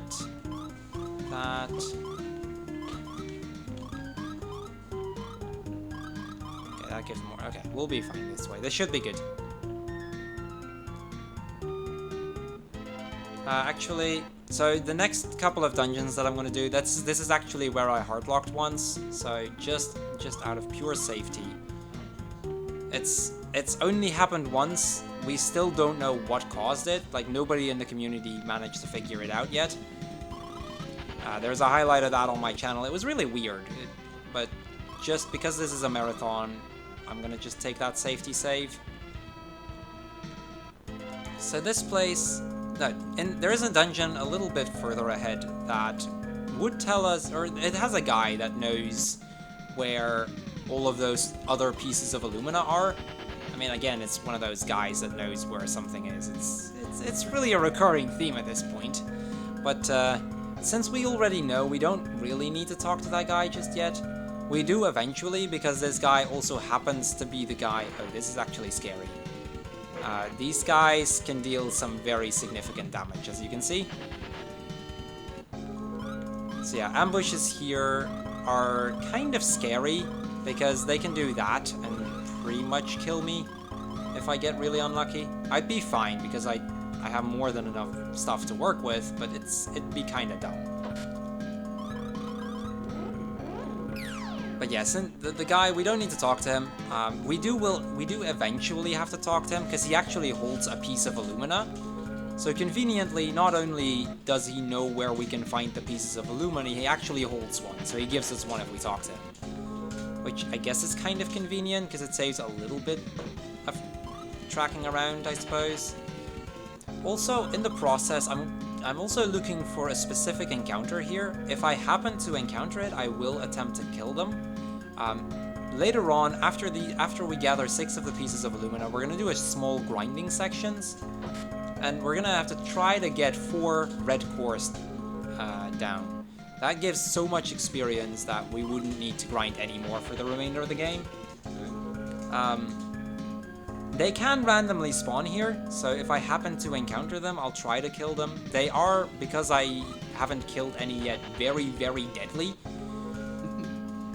That's the way it is. It's not a huge deal, though, because most of the switches that I've switched and stuff, they're all still there.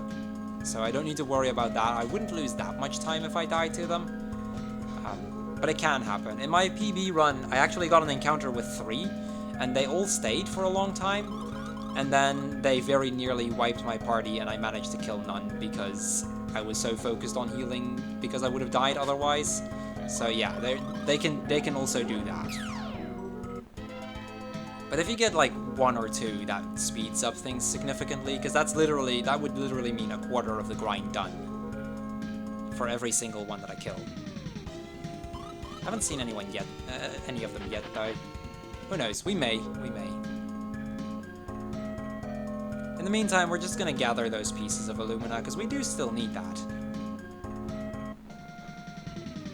See, these are the ones that I'm talking about, those red ones you see there. Actually, I'm gonna do that. They have 120 health, roughly. X-Bomb does anywhere between 1 and 32. Obviously, we want to have as high a roll as possible. 23 is decent. And there's the 1. Cool game. Okay, if the other one stays, that's perfect. That's good. Good stuff. If we can kill this, that will mean a quarter of the grind done before the grind even started.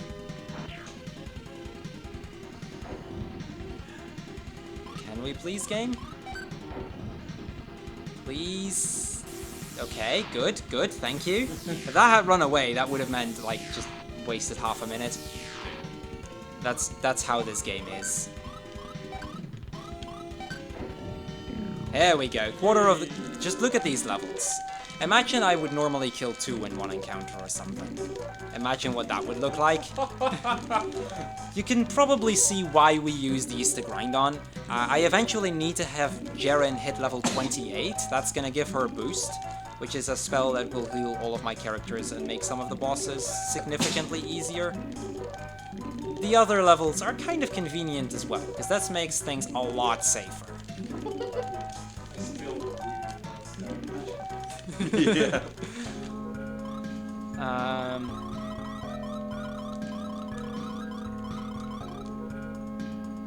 So yeah, now we actually have health to tank a couple hits again. We won't die to literally the first thing that would ambush us. Plus, like I said, we needed that anyway, so very convenient stuff right there. So we're gonna... So there's a couple chests that I can pick up. I'm gonna pick up that just to check if my inventory is full, which it is, which is a good sign. Because again, I'm gonna need my inventory to be full very soon. That's, I think, about another 25-ish minutes, and then I need it to be full. That's one of the pieces of alumina that I needed to grab, and with that we're gonna move on again. It's all just hoping for red cores at this point. There's a lot of moving around. This dungeon is honestly probably the easiest one to get lost on. This place is like huge. There's so many different paths, and every switch will get you into a different teleporter, which will have different results again. It's like this is probably the hardest dungeon to learn for any beginner runner, just because of how big it is, plus how you want to play those cores. And you actually want to do that differently in the US run. In the US run, we use RNG manipulation to get a very consistent core encounter, and get it as a preemptive as well. But since it takes about a minute and a half to set that up, it's not worth it in a Japanese run.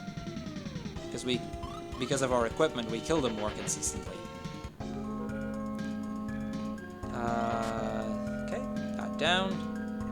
And with that, there's one more piece of alumina in here. It's up here. And this may look as if I'm going exactly the same way, just to the same place, but with having switched that teleporter, I actually switched where I'm going to teleport to.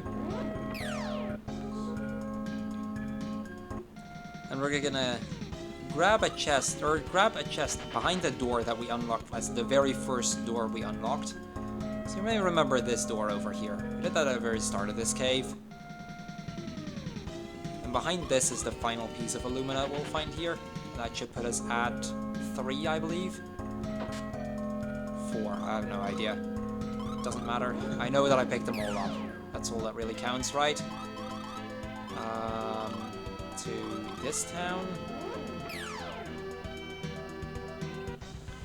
And with that, we're going to move to the next cave. You may already see that ship over there. That's the ship of Brandt, and Brandt is the guy that was supposed to tell us where we can find the pieces of alumina. We kind of went ahead and just did that. This is the cave that I hard-locked on in one of my runs. Very, very rare to happen though. Like I said, we've only seen it once, and hopefully that won't happen in a marathon. This is also the cave where we're going to grind for those core encounters. They have the highest spawn rate in this dungeon. So let's see if we can actually get some of those as well. In the meantime, we're gonna grab. Ooh. This is a completely hypothetical scenario because it's not gonna happen. But if I kill all 3 of these, I'm done with the grind. I don't even need to grind. Yes. Peaches in ice cubes? Pretty much.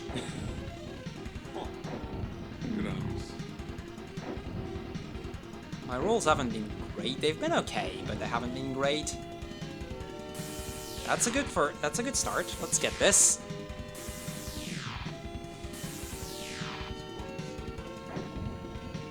Ooh, that one roll though. Okay, still good. Still good. We still need to actually kill them. That's easier said than done, but this is still looking good. I may actually need to heal Aguro. It's not a huge deal if he doesn't get the experience, but I kind of need that for damage later. You know what? Let's risk it. Let's just try. Yeah, this is. I may or may not have to heal in a little bit. Okay, it's actually fine that that one ran away because I probably would have died if they all 3 stayed. That's not unlikely.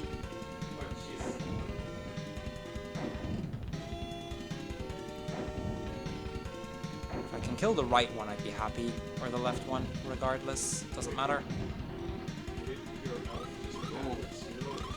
No, he's got 8. I am going to heal him up though.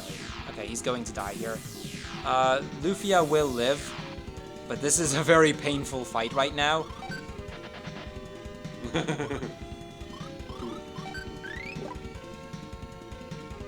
Luckily I've got those things, but I may... Okay, that's good.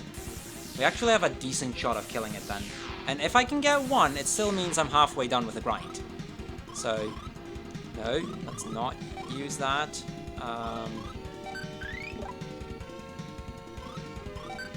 Oh, come on. See, this is how this game trolls. It just throws 3 of those in your face and then that happens. Nothing you can do.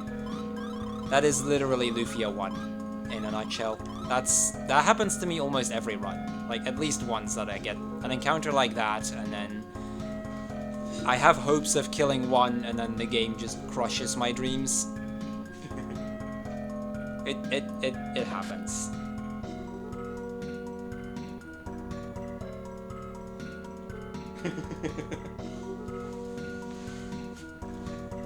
But we just picked up another piece of alumina, so I guess we'll be fine.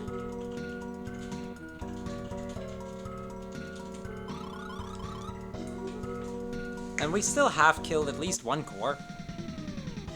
I would like more than one, but who knows.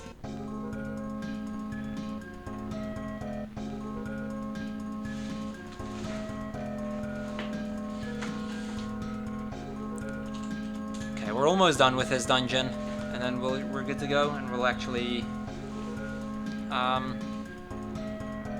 Okay, that's the troll chest. You're supposed to fall down there. This is Rand. He's gonna tell us where all of the pieces of alumina are, even though we've picked up most of them already. We're gonna warp out. He's gonna give us yet another piece of alumina. And we're actually gonna start grinding for a little bit. So I'm gonna equip the monster ring to her. And what that does is now I'm gonna get an encounter literally every single step I take. And we're just gonna have to hope for some cores. This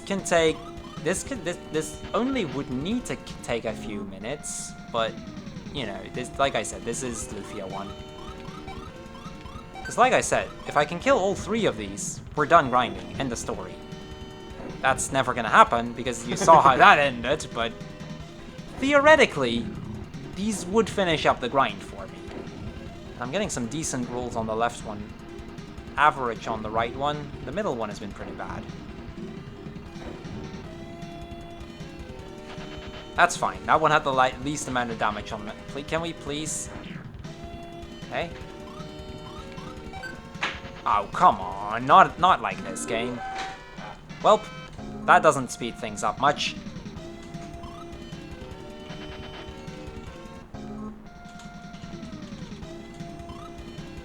So yeah, this is pretty much one of the most RNG heavy sections of the game, because first I need to actually get that encounter, and then I actually need to manage to kill them.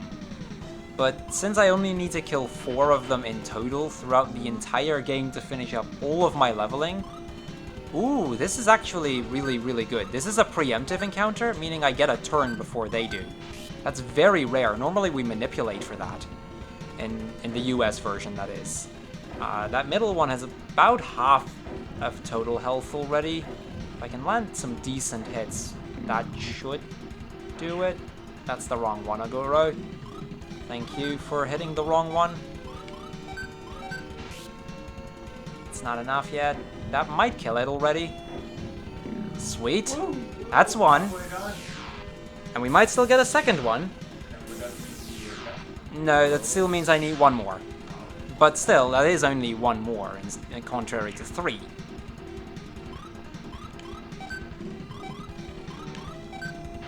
Aw. Ah, he was so close to dying too. Okay, we're halfway done still. It works. Don't judge me. Don't judge me. For those wondering, you need to mash 4 buttons, so I kind of mash all 4 like this. Don't look at me during! I don't want you to grow up this way. So yeah, when you get levels, you need to actually mash through it. Every line takes another input, but you can use all 4 buttons, A, B, X, and Y, to mash for it. So you kind of mash with all 4, because it's just the fastest way to do it.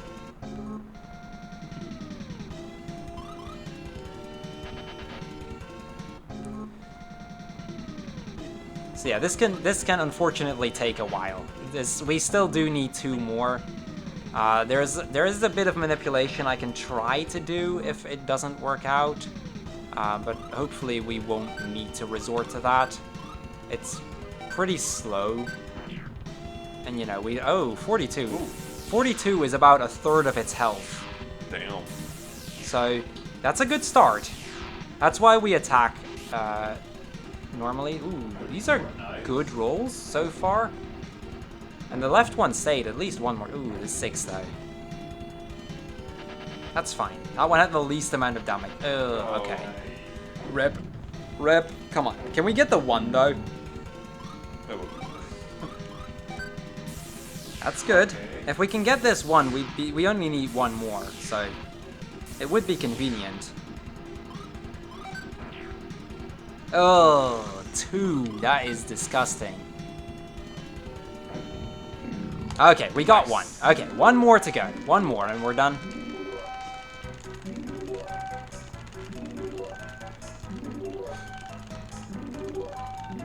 So you can see all of these levels, but you can also see with Jaren, he's now level 26. I need level 28, so there's 2 more level ups I need on Jaren. And with that, we only need 1 more core. So hopefully after this next core, we'll actually be done with it. Like, it would only take 1 more encounter for me to finish this off. That's how quick it could go. The game will decide, I suppose.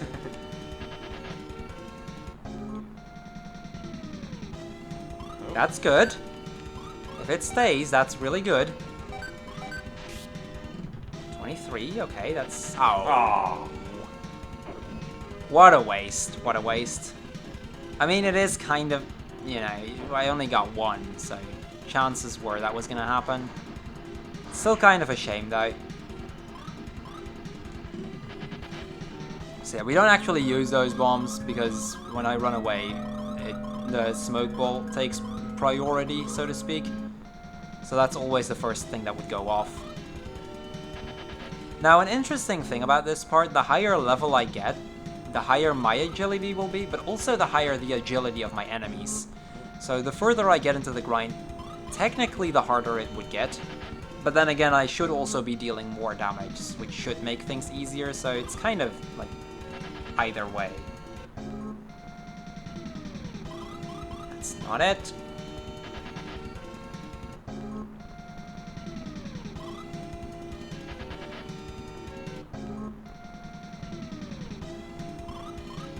This is getting on my nerves right now. This is pretty unlucky so far.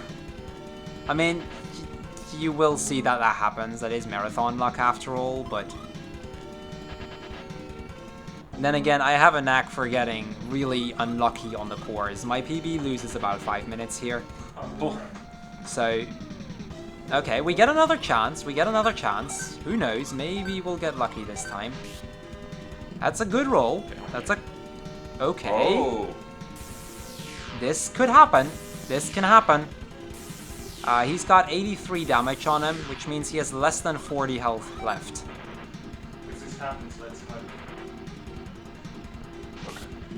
Nice. We got him. Yeah, you guys go ahead. Those guys agreed to hug when that happened. I don't know, guys. I really don't know. Now, Jaren should hit... Yeah, there is level 28, and there is boost. So let's immediately unequip that ring so that we won't get into yet another encounter. We'll do a quick magic sword here to do just that. Then boost to heal everyone up. And with that, we are going to lap 3.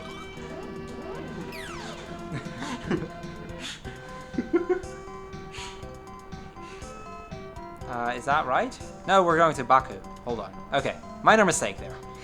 It happens. So after this, you need to kind of do, like, because we need 1 more piece, we need to go to Baku first. That will get us to the Guardian, and from there we can get the last piece I need. And then I can actually go to lab 3. So, minor little mistake there, but it didn't waste a lot of time. I caught it in time.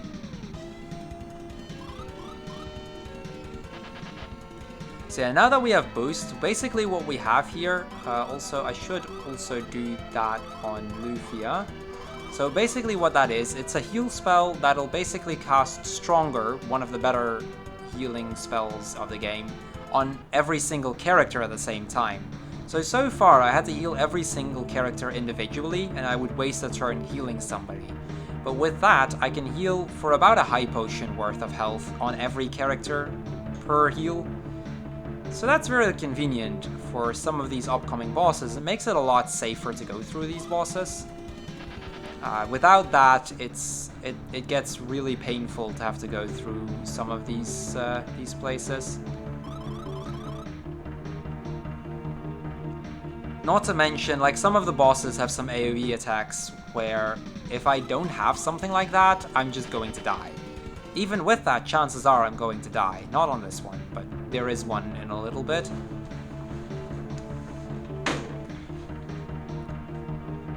So yeah, it's we kind of need those spells to live.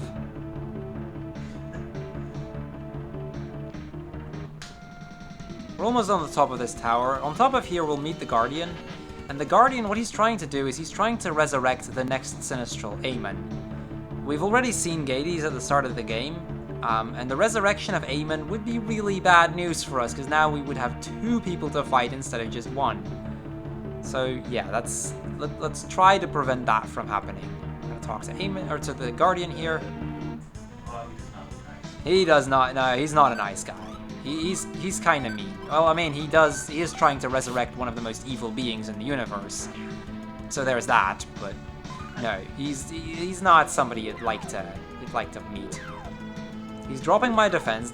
The defense drop is actually fine because he pretty much only has magic attacks. So yeah, there's no real point in him doing just that.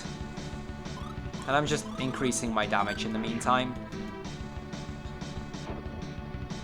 There we go with some spells. So he doesn't, like, he can deal a fair bit of damage, but it's not that big yet. I'm not too worried about this guy. I'm gonna drain him. That just drops his defense by 86 points, increasing my damage even more. So yeah, I started with like 150 damage, now it's almost up to 250. And dealing 100 damage or more a hit, it's really convenient. It speeds things up quite a bit. 240, that's a good hit. I am going to use, this is boost. That's the spell we grinded for. You can see how quickly I can heal up my entire party. And with that, Guardian is down. Probably didn't need that heal, but you know, just safe. Just playing it completely safe there. Unfortunately, we were too late. And now not only do we have Gades, Aemon just got resurrected. Oh, I hate it when that happens. So now we've got 2 very powerful Sinistrals to fight. Also, how did Jaren not fall off of the tower there? He just literally, he's on the edge of falling down and he didn't get stopped by anything, but, you know, minor stuff. Magic. Yeah, we'll leave it at magic. So I get the light key there. That's gonna allow me to progress further through this tower. Because now I fall off, and we're gonna go through the tower again. But this time I'll take a different exit. I'll go this way. I do love how you exit towers. Yeah, you just jump off, you know. Just full YOLO, you just jump off and hope you don't break any bones or something. That's when I jump. So there's one more piece of Illumina that we need to grab, and it's just up ahead. There's this little cave, Gaia's cave. And there's 2 things in that cave that's actually really important for us. There's the last piece of Illumina, which, you know, I'm kind of going to need that if I want to finish. And there's also a guy that supposedly knows everything about Dual Blade and Doom Island. He can give us a lot of information, but he's skippable, so we're just gonna skip him. That's and we used to actually go down all the way to him in the US run, but then we figured, wait, we don't actually need to do this, so we started skipping that. It saves like 3 minutes, maybe more. So yeah, that's the last piece of Illumina. Escape out again. And now we actually go to Lab 3.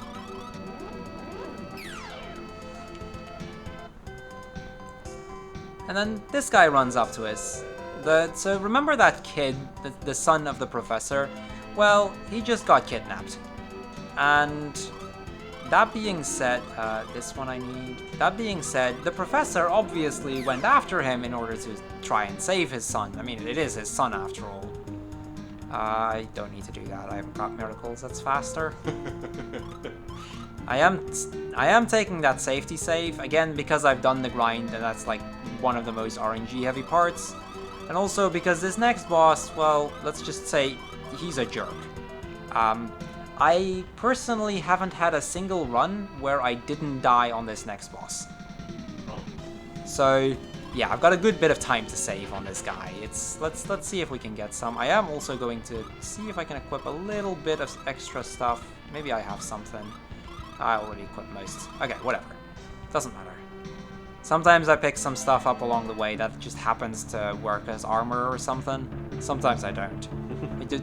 Some of the chests in the treasury have some stuff that is useful. Most of that is already equipped though. Overall, that shouldn't matter. But this next boss, basically why he's as deadly as he is he's got a ton of moves that cause status effects. He can confuse my people, he can put my people to sleep, and in my PB run, for example, in like turn 3, he put my entire party to sleep in one turn. So yeah, that was pretty much ripped there. That's just, there's nothing you can do if he decides to kill you. It's just end of story. Hopefully, I will get lucky in a marathon and actually win the fight without ever dying on him.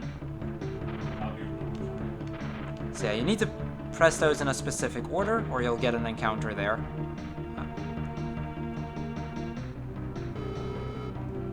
Okay, so this is Bosun and Pirates. And this guy, yeah, that. You know, this guy is like the literal worst. So it starts off with 2 of them. There's both the Bosun as well as the Pirate. Now that's not that big a deal. The Pirate, the little one, he's a little annoying, but he doesn't do that much. He's got like potions and stuff.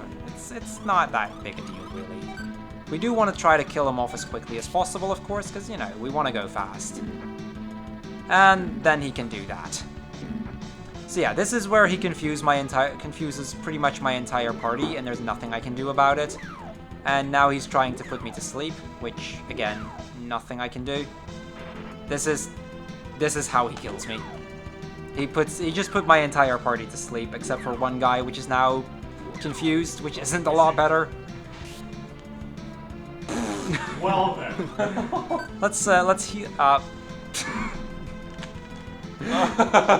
Well, that's how you die on this fight. Good fight. See, there's, like I said, there's nothing you can do if he does just that. There's nothing that I can use to protect myself from it. All I can do is, well, Lufia just did wake up. But She's still confused though. She has a spell called Waken. If I can, oh, that could actually help. That could actually be good. Okay. Backup strats. Let's go. I like how twitchy that And now he paralyzes. Fun. Yay! Oh god. What is this fight, dude? Yeah, I think it's too late for me to now break out. I can try to... Yeah. Well, guys, that was fun. Thank you for watching. That was, so yeah, that's how you die. Okay, you know what? Let's just get this. Mercy. This is why I saved. So yeah, that's Bosun and Pirates. Like I said, if he does just that, there's nothing I can do. If you get lucky, he won't troll too much, and he will only like confuse 1 or 2 people, which he can do, and then you can just break them out of it, because I have stuff to heal that off actually. I've got Awakens and I've got Shrieks to cure sleep and confusion. But if he does it to the full party, there's nothing I can do. I just gotta sit here and take it. So this run will not be my first JP run where I didn't die to those guys. Aww. Unfortunately, the marathon luck continues. This is, by the way, once I pass this fight, it's pretty much GG in terms of being able to beat the game. This is like the last really big run killer. And pretty much, other than cores, pretty much the only really big run killer. There's a few things that control and that have a small chance of killing me, but not realistically.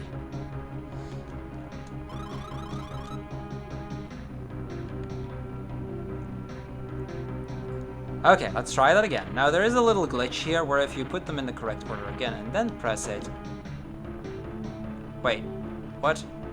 Okay, that's... Normally you have to step on it twice. That was weird. Normally you step on it twice because after the... Or it's because I reset instead of just taking the death. Never mind, I know. That's... Okay, yeah. Thinking back, that would explain it.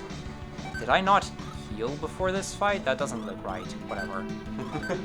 That's fine. I use one boost and I'll be back at it. No worries. We'll just call that RNG manipulation, shall we? It's backup RNG manipulation.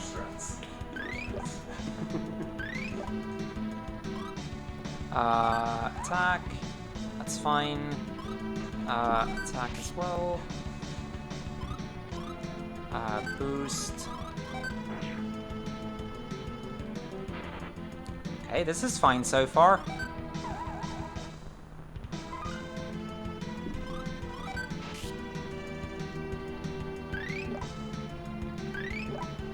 So yeah, the boost bringing me just that little bit closer to full health.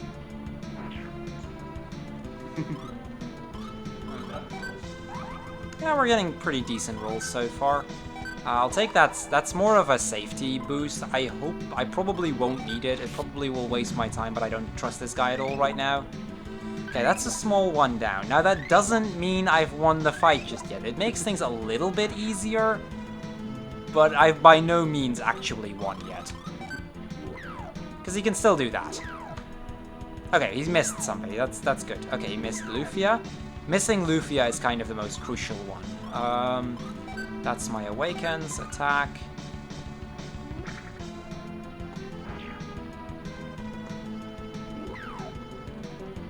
Okay, he missed somebody, so we're fine. Generally, if he misses somebody, I can generally get through.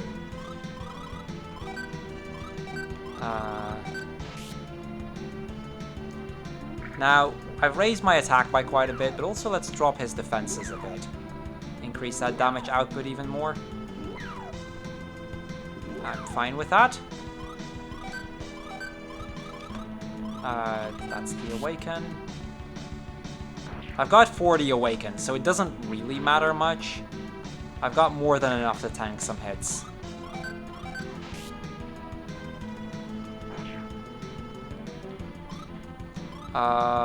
Boost. Let's up attack a bit. Now, pretty soon he'll probably start using a very powerful magic attack called Storm. That's his that's like his end fight move. He only does it in his last phase. It's a very powerful move, and at that point I'm gonna have to start boosting with both Jaren and Lufia. Also, this is fun. Okay, this is actually the easiest way to fix that. Looks like a really dumb strat, but it fixes it. We just attack ourselves and hope for the best. Okay, I can't do that again because I'm actually getting low on health. Oh god, no. I'm going to have to. This is kind of risky because it puts some of my characters in killable range. I don't like doing that. Okay, that's a good move.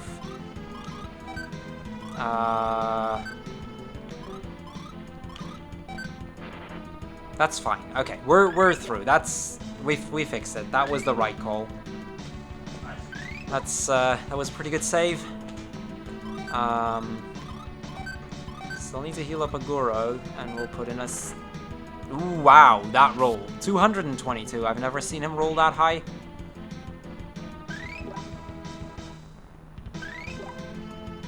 Luckily, we have that boost to back it up, so we've got him not out of killable range, but he's not like in any real danger yet.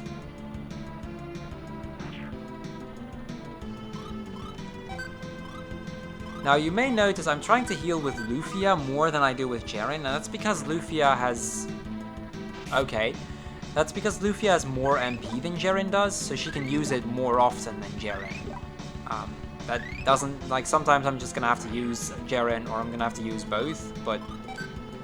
Generally, that's what you're trying to go for.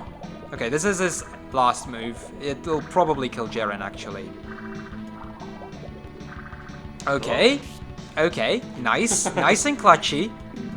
And there we go. That was... See, that's how that fight is supposed to go. That's how it can go. It can also go the way you guys saw it the first time. And like I said, this is pretty much how it goes every run. I die to him once, and then I get a decent fight.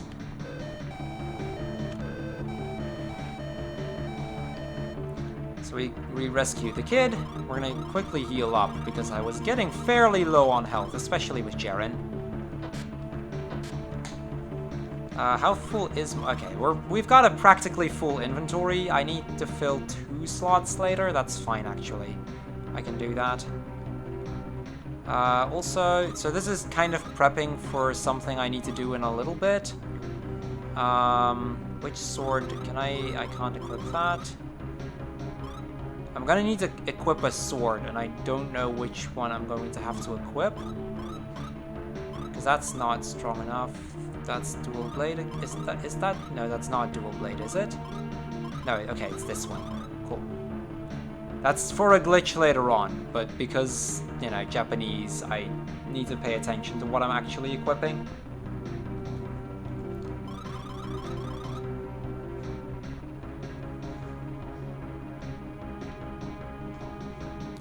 And with that, we're going to actually save the professor, and hopefully now that because just to recap a bit, now that we've gotten his assistant, hopefully now we'll have, we have all the pieces of Illumina, maybe now he can finally fix the ship? Because that's what this was all about. And the worst part about it, it was actually all about just, we need that ship, a submarine, in order to get dual blade. Which, like I said, we've had from the start of the game. So it has really been a completely pointless little fetch quest up to this point. Pretty much everything for these past 2 hours doesn't really matter much. Because, you know, we have the one item it's all about. Gosh, imagine making that mistake. Wait a minute. Yeah, that's what these past 2 hours have been about. An item that we already have. And not just one, we've got like 6 of them too. Wait, this is what we were here for? I have like 6 of these at home. Well, this one is different. It actually triggers something. Yeah, that's pretty much it. This one is the magic MacGuffin. So at least he's now going to fix our ship. And again, these guys are very quick at fixing ships. Just look at this. This is how they fix a ship. They just shake the entire world around. Done. That's Ship what fixed. I would do. Well, it's like a glitch where if you shake the world, the ship building goes faster. Oh. And since like we're trying to still speedrun here, kind of, it's it works, you know. I mean, I don't care how they do it as long as it's fast. I believe you.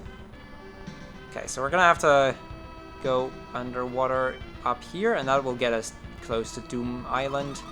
So the island we were at the very start of the game, just about 2 hours ago, we finished that island. We're now going back there, finally, and we're gonna go grab dual blade from it. And there's actually a really interesting bit of story here. I'll explain it when we're there, but this is definitely a very interesting area. Even though we already had dual blade for the entire game, it's still something that, you know, it at least makes it look as if we're doing something useful. Because we're getting some storyline for it. Which we're going to skip, right? No, we can't actually skip this. That's the sad part. This is not a skippable part. Okay, so we're back on Doom Island. The good thing is this time we do have sweet waters and we do have smoke bombs, so going through this isn't as tedious as it was at the start, where we kind of got screwed over every 3 steps. So it's a little bit easier now, luckily.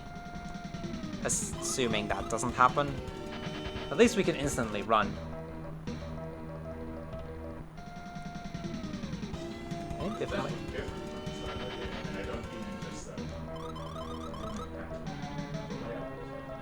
It is exactly the same layout, actually. I mean, it's been on the bottom of the ocean, so it's a little bit more bluish, I think. But it's the entire layout of the fortress is the exact same. Okay, we're almost through the worst part here. So dual blade is up here. I'm actually going to have to check my inventory and make sure that my inventory is full. If I don't really look at my inventory and make sure it's absolutely full, I can lose like 5 minutes. This looks good though. Okay, I think we're good. I'll know pretty soon if we were good. So basically what I'm going to do here is I just set up a glitch. Normally I would equip dual blade, and it would unequip my weapon and put it in my inventory. But since my inventory is full, it's just going to overwrite with dual blade, and now I'm wielding 2 swords. In terms of story, the statues of the Sinistrals rise here, and we suddenly notice that the top right statue, that's a statue of Lufia. And then Deos revives, and with that, all 3 Sinistrals are alive, and they tell us that Lufia is actually Erim, the 4th Sinistral. She was resurrected 16 years ago, but they removed their memories until the moment was right. This is that moment, and they just gave Lufia all of her memories of being Erim back. So now things get confusing, because we've got Lufia, who's actually a Sinistral, like the Sinistral of death too. Like she's really evil. With that, as long as she's alive, or so legend tells, the other Sinistrals will always be able to revive. But she's also Lufia, our childhood friend, our like the crush of our hero, pretty much, because he still has a crush on her. That's pretty obvious later on. There's quite a few hints of that, so they're completely confused. And then Lufia walks out and overhears our hero and Aguro talk about what they even need to do with Lufia, because they have no clue what's going on. Lufia is back alive, or no, Lufia is like right there, but she's also Erim. That means Erim is back alive, and that means other Sinistrals can't just be killed. It's complicated. So that complicated relationship they had of them moving around the world because they were too stubborn to admit they loved each other, yet they still want to protect each other till death, that just now became a whole lot more complicated. Still a better love story than Twilight. Definitely a better love story than Twilight. Hey. 2009 called, they wanted their fucking punchline back. Yeah. Also, let me see if I can... Matter. So yeah, here you see the damage. I've got almost 700 damage with Hero, almost 450 with Aguro. So I just got That looks quite a modern damage boost of 350 attack points. for a monster. So Doom Island is back into the sky. Once we picked up Dual Blade and Deos was revived, it took flight again. Now, our ship, it can also fly, but we need oil in order to do that, power oil. We can only get that in a shop up here. It's actually in a shop here. It's really easy to get. What? But it's sold out because there was this cave, not cave in, but like this like the I don't know how you call that in English, but like it's a lot of stuff collapsed. The road is completely blocked off right now, and a landslide. That's the one. That's what I was looking for. Thank you. So there was a landslide here. It's completely blocked off, and nobody can access that cave anymore. But there is this guy. He's standing over here. I don't know what he's doing here because he's not exactly clearing the landslide or anything. At least I don't hope he's doing that on his own. And he does have the key to this dungeon, so hopefully we can get power oil in that dungeon then. And apparently if we get the power oil, because it apparently gives a lot of lift or something, and with that we should be able to take flight. Makes sense. Hold what? Yeah, right? Hold on, what? Yeah. Power oil. I think it's called power oil, and it gives us a lot of lift. So, Also, I need to check my inventory to make sure. Is that this sword? No, okay. I think I think I know what I need to pick up.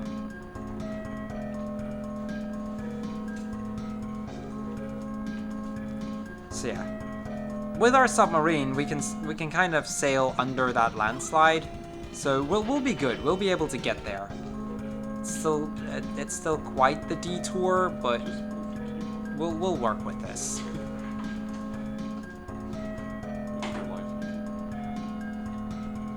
And then we're gonna pick up this sword over here because I think I might need that. I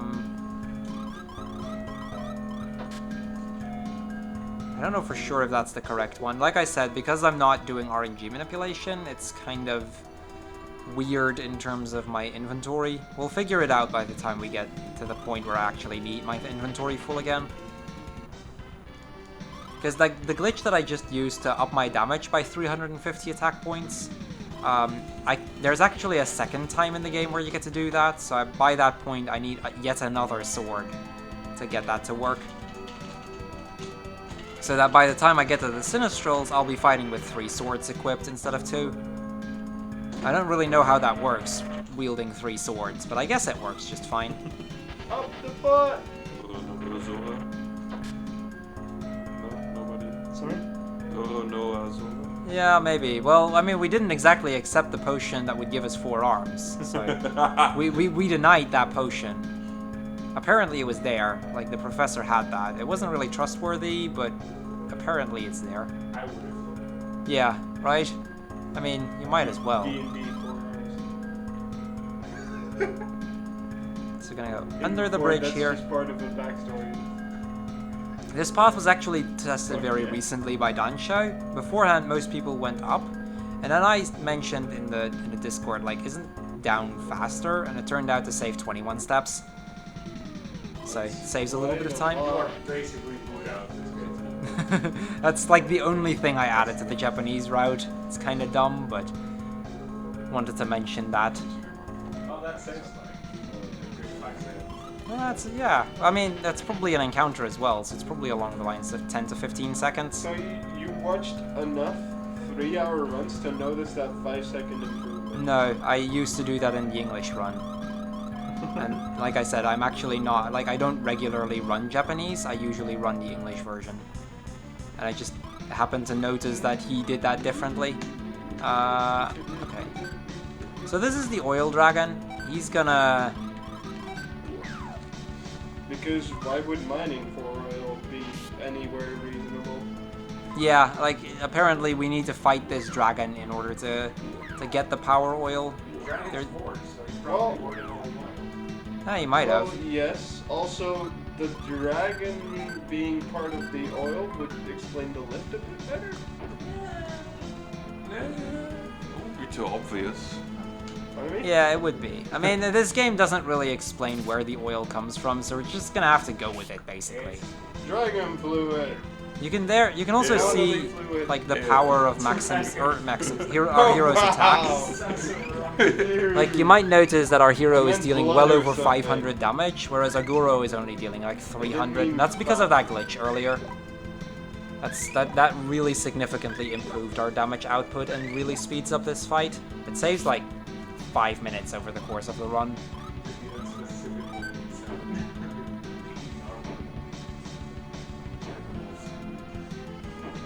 What? It said bodily fluid after. Okay, let's up his attack a bit. Okay, this is actually his most dangerous move. He usually only uses that near the end of the fight. Then again, we have dealt quite a bit of damage.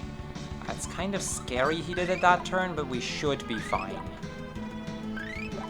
The dragon just does the digging. Okay, we're good to go. When he does those kind of moves, you generally want to boost with both characters, because I can't really out-heal with just one boost. That's just a preliminary boost. Whoa! That was a crit, if I might add. He did end up critting me there. But still, that's the kind of damage this guy can do.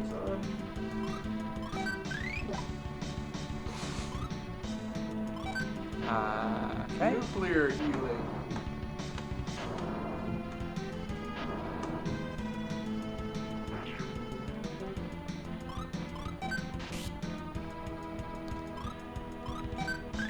Okay, it went off in time. It's always a bit scary when there's a lot of time between one move of his and between me being able to heal. Because you never know for certain that'll go off in time, especially since he's dropped my agility a bit. So it's always, because of that, this can be kind of a scary fight. Generally, I don't really need to worry, but it is one to watch out for because of that. Also, this guy has one of the highest amounts of HP in the game, in case I hadn't mentioned that. I don't know if it's the highest, I think it's like the second highest or third highest, but this guy has a ridiculous amount of health. Sounds reasonable. I mean, there's the double heal. yeah, there's the double heal, so now we're all good again, and it's pretty safe.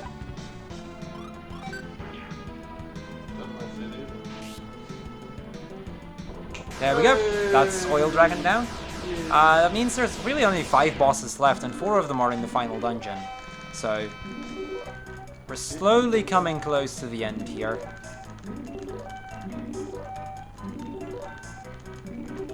So yeah, a lot of level ups again. We do get another spell here. Okay, that's interesting. We'll do it like that. My inventory was full, so I couldn't pick up the actual oil. That'd be a dumb way to lose a run. Oh, where's my oil?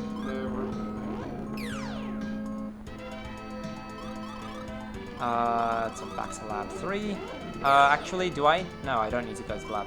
There's actually a 4th lab. We're gonna meet the professor in the 4th lab. Okay, menus are hard sometimes, especially with a menu this responsive. Bro. So we're going to the final lab that we need to go through. This is where we're gonna get the airship, and from there, like, once we have the airship, we're supposed to be able to just fly to Doom Island and beat up the Sinistrals, be done with it. We're only level 37 at most, but let's just say that's gonna work, for whatever reason.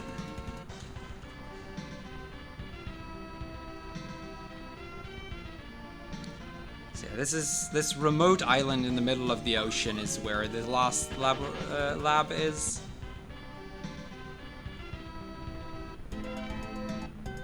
So let's see if we can get the airship here. We have the power oil, so presumably he should be giving us the airship, no problem. So he asks his assistant to bring in the ship, and with that we're actually. Like they fix the ship very quickly. Again, they use a similar glitch like before. This time they use 4 people, but you know, it doesn't really make a difference. And then it's kind of sad music all of a sudden because we're leaving to almost certain death. And he just tells us to, you know, get back alive and stay safe, even though we're going to probably the most dangerous place on the planet. But minor stuff. We don't mind that.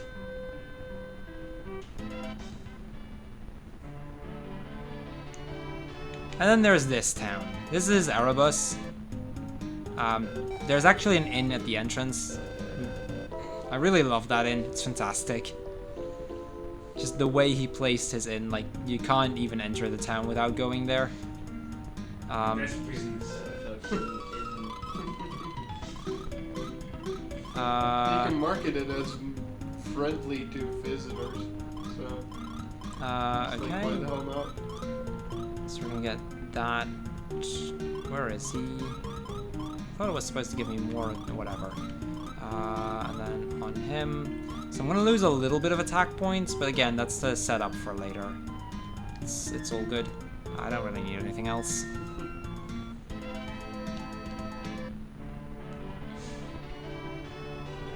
So Doom Island, it flew over Glasdar Tower, and Glasdar Tower has a lot of turbulence around it, so we can't fly into Doom Island from there.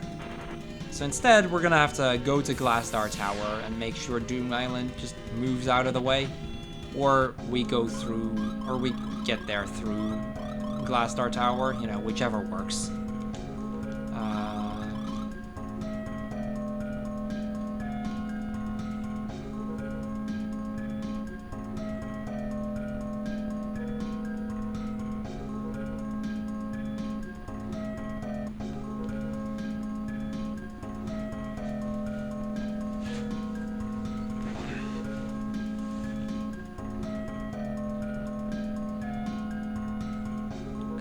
so first of all, we need to make sure we can actually get through, or we get the key for the tower itself.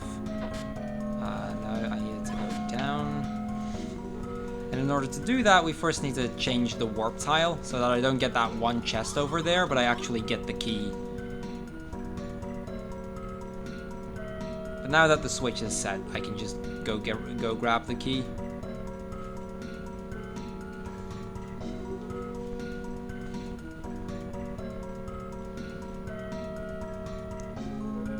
So yeah, lots of tracking around again, because, you know, this game loves to make you look around. It's actually very easy to get lost in this game if you don't know where you're going. Like, this is definitely the kind of game where you can get lost in one dungeon for hours on end. So yeah, that's the key. And with that, we're gonna escape out. Back into the airship, and we're going to this little cave. This is the cave that actually leads to the Glassdar Tower, but the only way to get to the tower through this cave is if you have that key. So I'm gonna have to use that key in a little bit.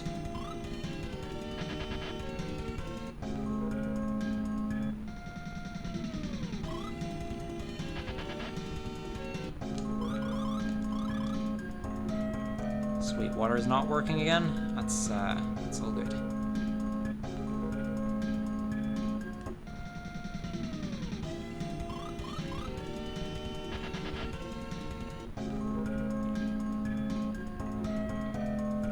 So we're slowly closing in on the end here. It's still a good bit left, but slowly but steadily we're getting there. So this is actually, there's several paths to get to the exit of this place. This is one of them, and then there's, I think this one, yeah, this is it. And then there is another one it was tested by Dancho again, and he found it was like 8 tiles more or something. It's very minor amounts of tiles, but you know, those little things do end up saving like a minute over the course of the run, just by getting the optimal path. And with that, we're going to Glassdar Tower, which is probably the most, like, it's probably the kind of tower where you get lost the most easily. This tower, it's so massive, and there's so many little corridors you can take. So let's try to not get lost. We generally shouldn't get lost here. But yeah, this place is just huge. And while we have like a little bit of downtime, maybe this is a good moment to, you know, do a couple shout outs to some people that helped me get into this run. Because, you know, I like I said, I started as a US runner. I actually started as a Lufia 2 runner, and I decided I wanted to try all of the Lufia games. And I contacted Sigma at the time, OOD_Sigma. He's the current number 3 in the US category. And that actually got me into this category. Well, more like the what do you call it? The English version of the game. And then it was, I believe, Dancho that eventually got me to try Japanese. I was always like, Japanese, you know, like I said, I can't do a word Japanese. And then Dancho had some notes where, and he was like, oh, you really only need to know like 4 words in order to get through. And even those you'll recognize eventually. So I was like, okay, I'll give it a shot. So I got his notes, and that got me into Japanese. El Magus shouldn't be excluded there. Probably the guy that did most of the routing on this game. An amazing Lufia runner as well. Those are definitely a couple people to check out.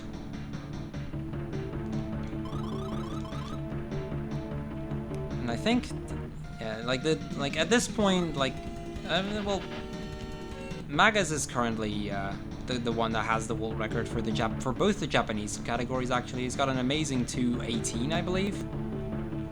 So like this is a run that's definitely it's very optimized in terms of time. Although like just that kind of RNG is not something you get on a regular basis.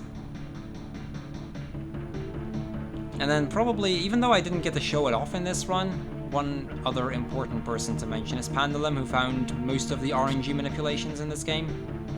So definitely, those are definitely some people you want to check out if you enjoy Lufia 1. Or any Lufia for that matter. We're almost at the top of the tower. It should be like the next floor or something. There we go. So this is the Guardian. No, this is, well, Nazabi. He's a really annoying boss. He can be, well, you can probably tell by the looks that he is a mage. He pretty much only has magic attacks, and this is the first fight where we get to see the power of Mirror once more. We're just gonna cast Mirror on Jaren, and we're gonna see if we can deal some damage. So yeah, this is, I mean, 48, that's not too bad. And the last one just gets cast back on himself, because, you know, that's the power of Mirror right there.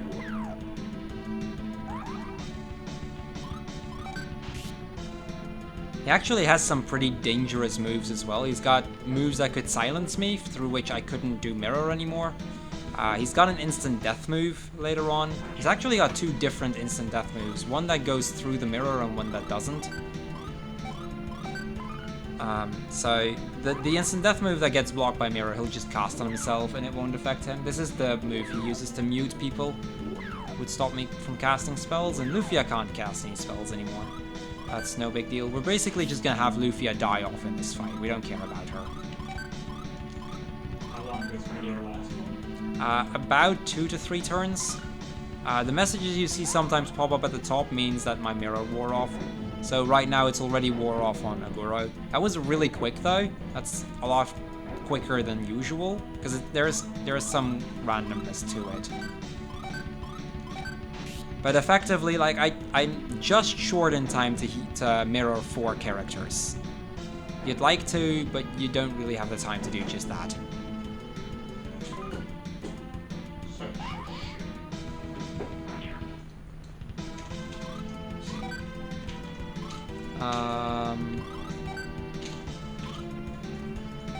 And we're off on hero. So yeah, this is where Lufia is going to die, but that's fine. I'm gonna have to use Aguro to heal up herself. The experience. She is the Sinistral of Death. So that's the other instant death move he has. Unfortunately, that actually managed to hit Aguro. The mirror still stays up, but it just loses me a turn. Bit of a time loss, but nothing else.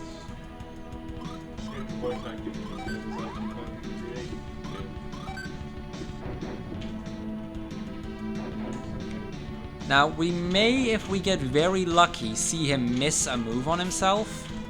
You might be wondering, why would that ever be good? But if he misses a move on himself, it means he just killed himself with his own attack.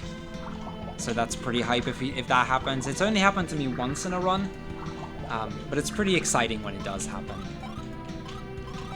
Because I deal so much more damage to him than he deals to himself, it doesn't happen a lot, but it can. Okay, this is his endgame move. Usually after he starts casting this, it's only a few turns left. He tends to do that a few times in a row. If that actually hits a character, I think it's a 50-50 chance for him to actually one-shot that character with it. So it can be a pretty dangerous move to see. Especially since that mirror just wore off. But we're fine.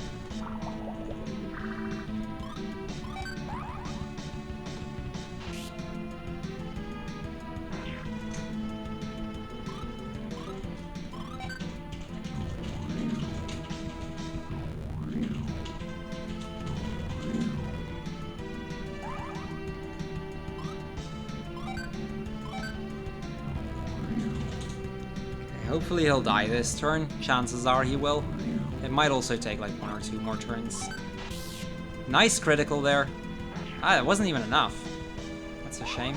So crits are very rare, but when you do crit, you just deal double damage. So the way to world record in this run is just crit every boss, basically.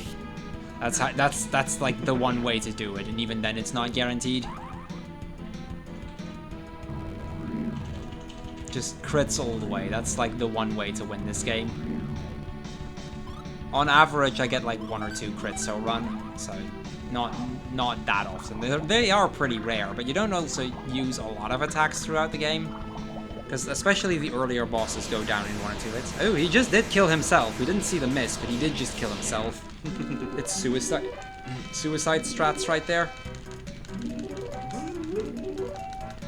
This is pretty much the last bit of leveling that we're going to see for a while. We are going to see it on the final dungeon. But we're almost going to the final dungeon from here. After that spell, Lufia gets all of her remaining memories back, and she's now... She now actually feels as if she's Erim. So she steals Dual Blade from us. Because, you know, cool stuff, right? Just takes away Dual Blade from us. That's, well, yeah, I mean... we have 7 spares. It's true, we do have 7 spares. That is a good point. So yeah, we see her warp up to Doom Island. Well, this is trouble. Or at least we think it's trouble. Not really, because, like you said, we have more than enough Dual Blades and other good swords. We even have better weapons, too. So we get to see her back in Doom Island. She delivers the Dual Blade to Deus. And Deus decides to do this. Shatter to pieces. That's like the one weapon that supposedly is able to kill Sinistrals, and he just shatters it to pieces. So let's just throw ourselves on the tower now. We'll just, yeah. All hope is lost, we'll throw ourselves at the tower again. We've only been doing that for like a couple times, so maybe this time it will actually end up doing something for us. So with that, we're going to Eris.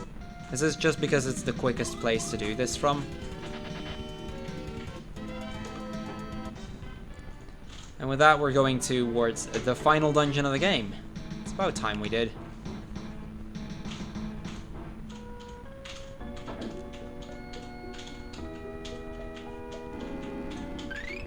So, one last safety save here.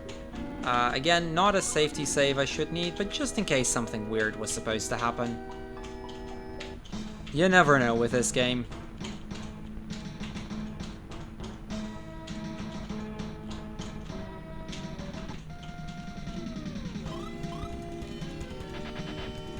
Okay, here we go. So you may remember this dungeon. This is where we started the game. So we're... Yeah, this is it when it's not ruined. So we're pretty much back at the start of the game. The only difference is we're like 40 levels lower. We only have 3 characters instead of 4. And our equipment is, well, other than our weapons, it's not exactly the greatest. We do have Sweetwaters and Smoke Balls, though, so that's a plus. We'll at least get through the cave itself a lot faster. Now, there is a pretty big troll still ahead. That's the first of the Sinistral fights, Gades. He generally isn't a big deal because I've got that instant heal item. But if he decides to be dumb, it can happen. It's pretty rare. It's more common in US version than it is in JP, but you know, it can happen.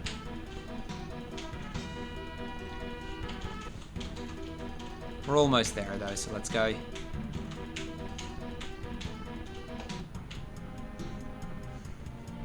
Sorry. No worries. So, we see Dual Blade shatter to pieces, all of the Sinistrals, you know, warping back in. Deus thinking he's won. I mean, he's got Lufia by his side. Well, we don't see Lufia just yet, but there she comes. So he's got Lufia there. Dual Blade is destroyed. It's not looking great for us now.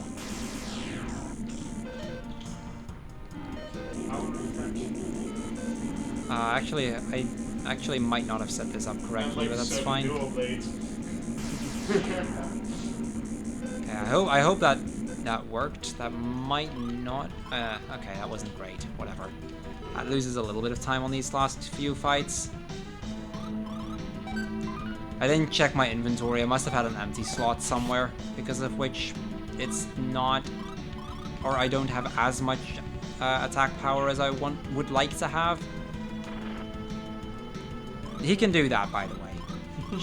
Just that's not uncommon even. I don't even run this game. I just need the quick kill. So Gady's pretty much, he only has 3 things he can do. He can buff his attack, which is, you know, bad news for us. He's got a really powerful move, which does a lot of damage and can theoretically one-shot characters.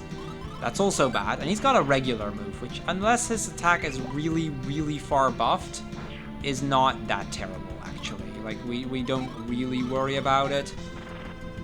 See, that's the bad move. That's the one we don't want to see. So out of safety. Oh, this is bad. This is bad, actually. This can kill me now. Yup. Yeah. Wow. Cool. Cool game. Rip the run. That's, actually, you know what? I can actually... Since I messed up the glitch just now, it's actually faster for me to reset since I saved here anyway. How many empty slots do I have? Ooh, actually a bit more than I thought. So with that, at least when we get back there, I'll have like 300 extra attack power. That would help.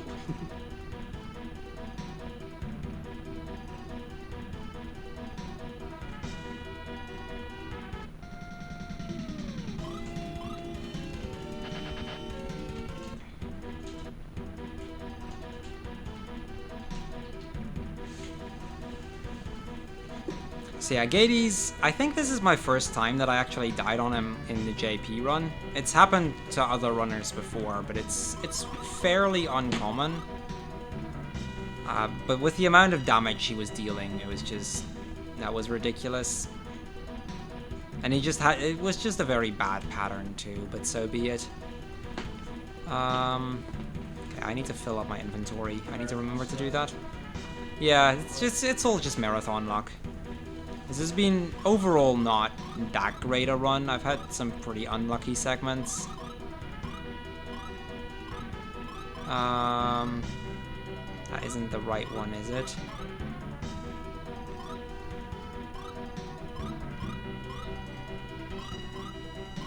Okay, so this one should work then.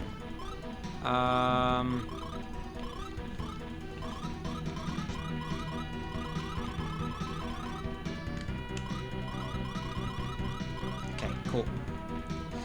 That should be correct. Let's hope that it is.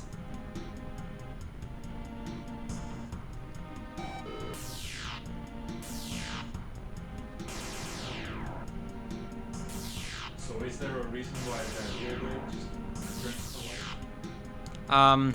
The power of the dual blade. That it said that the dual blade rings whenever its true wielder is around. And our hero, much like Maxim before him, is the true wielder of the dual blade.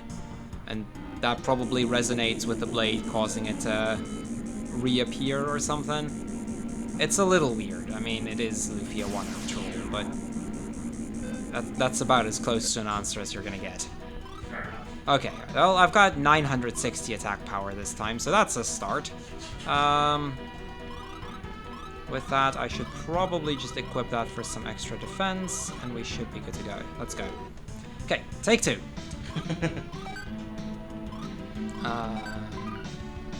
That. Yeah, this is my difference. You know what? I'm actually gonna boost. This is. Oh, come on, dude. Dude. Not like this. And now he's upping his attack, so this could be really bad news. That's fine.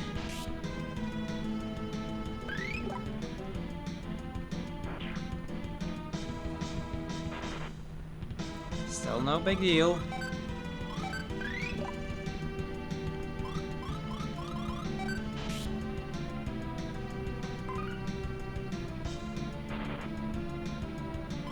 Nice and clutchy.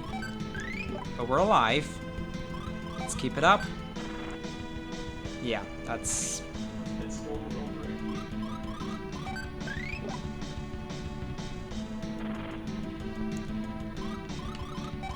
He is just having to feel better than Oh yeah, he is.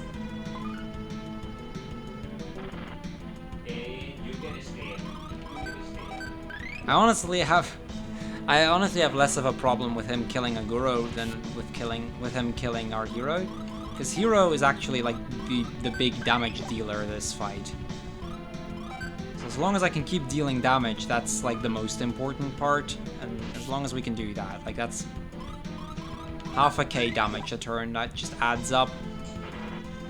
After this fight, things will get a lot easier, trust me. The worst is almost over.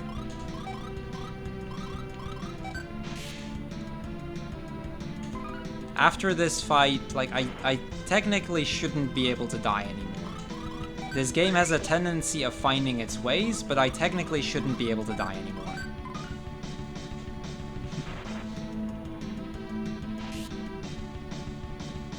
Okay, that's Gatey's dead.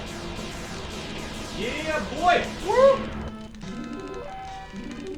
So yeah, unfortunately today is not going to be a PB. My PB is in about 2 minutes, so about at 2:48. It's 3 fights. They Just fight they credits, take. Warp. Just believe in yourself, dude.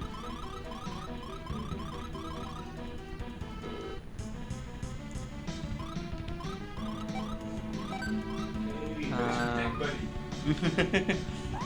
Like, buddy is down and out.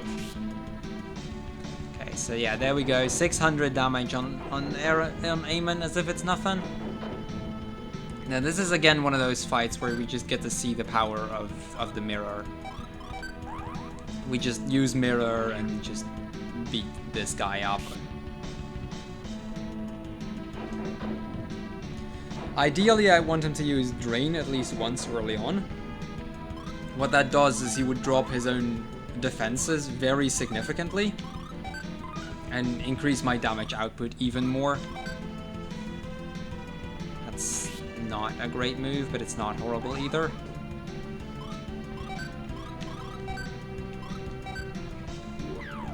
This is the kind of stall move I don't like seeing.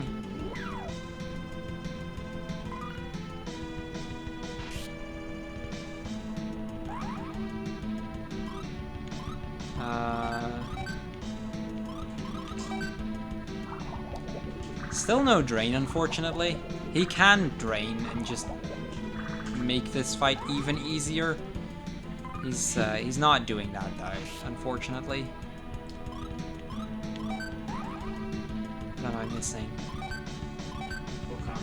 Ah, okay. Fair enough. So yeah, that was Eamon. It's literally a 2-minute fight, and that wasn't even a great fight. That was like average. He didn't use a single drain, or I probably could have killed him a turn earlier. But, you know. So you've passed PB by now? I think, yeah, just about now is my PB. So yeah, it's not gonna happen, unfortunately. Well, we had 2 deaths, so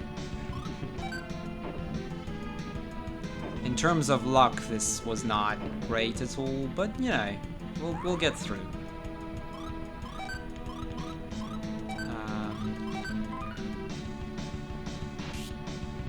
So yeah, Deo's pretty much the same story as Eamon. He's got a little bit more health. His spells are slightly more powerful. Again, I'm hoping for a drain so that he just drops his own defense. Other than that, you know, not that difficult a fight. I do kind of want to heal up before the end of this fight. That's just because of the next boss, the final boss of the game.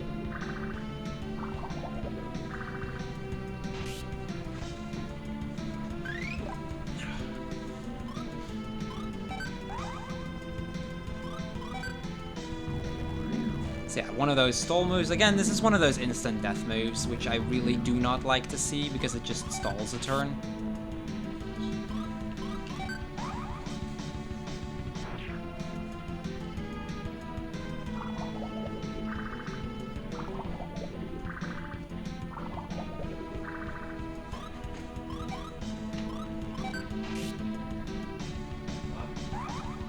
Bijna. Yep.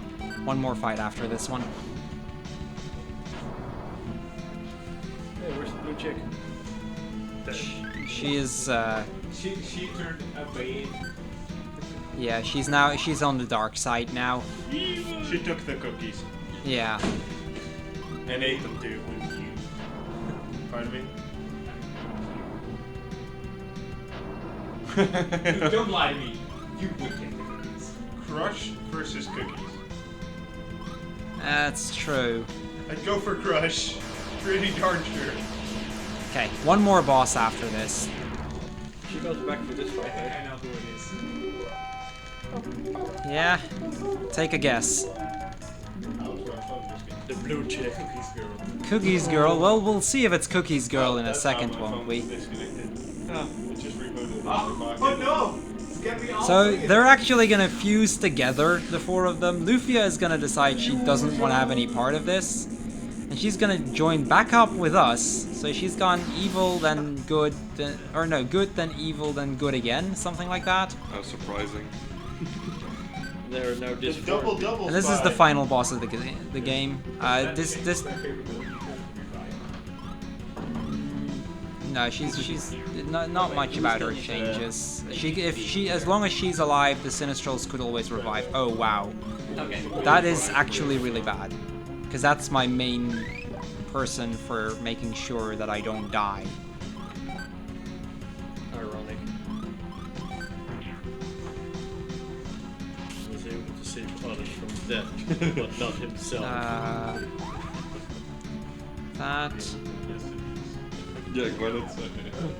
So yeah, this is a scary move, the one I don't like seeing, especially if it hits.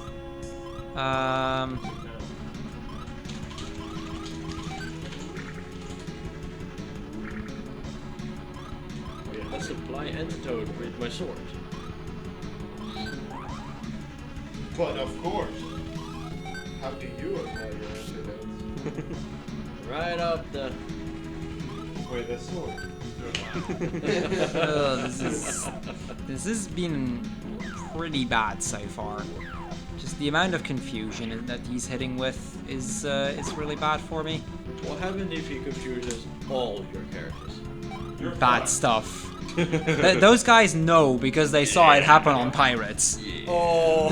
So bad. That can happen. 700 damage on Lufia. But if he's not, Pirates was quite a bit more than everybody confused. Yeah, that was confused and asleep. Yeah. Oh, the. So safe to say I died on Pirates. Oh, It's like literally like, oh hey, shield up. I'm dead. Goodbye. You dead? Yeah, see you in another life. So yeah, time is after, or near the end of this. Yeah, it's still like 2 more minutes probably. Oh, But it's at that the end. online It's too, at right? the end of this fight after the leveling screen fades. Isn't that spell like an instant death? Come again? The purple spell we did. Yeah. Oh, you tar-hoved. Yeah, it's an instant death move. Everything will balance. Oh god, he's really being a jerk this fight. It's actually pretty funny because in the US version he only has 2 moves. He can either use Flood or Confusion. Whereas in the Japanese version he's got a wide range of moves, so he can do a ton of different stuff. Including physical moves, which actually still hurt me. Good thing for him is being slow. So yeah, that is the instant death move, but we're gonna avoid that as much as we can.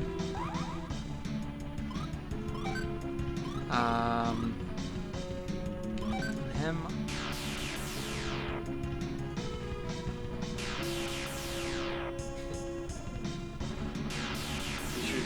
We should use heal on all of you guys. Now he's dead. Come on, die. We're not quite there just yet. Soon enough. He can kill himself. Again, if we see a miss, it means he kills himself. Or pretty rare again because we're dealing so much damage with Hero, but that attack.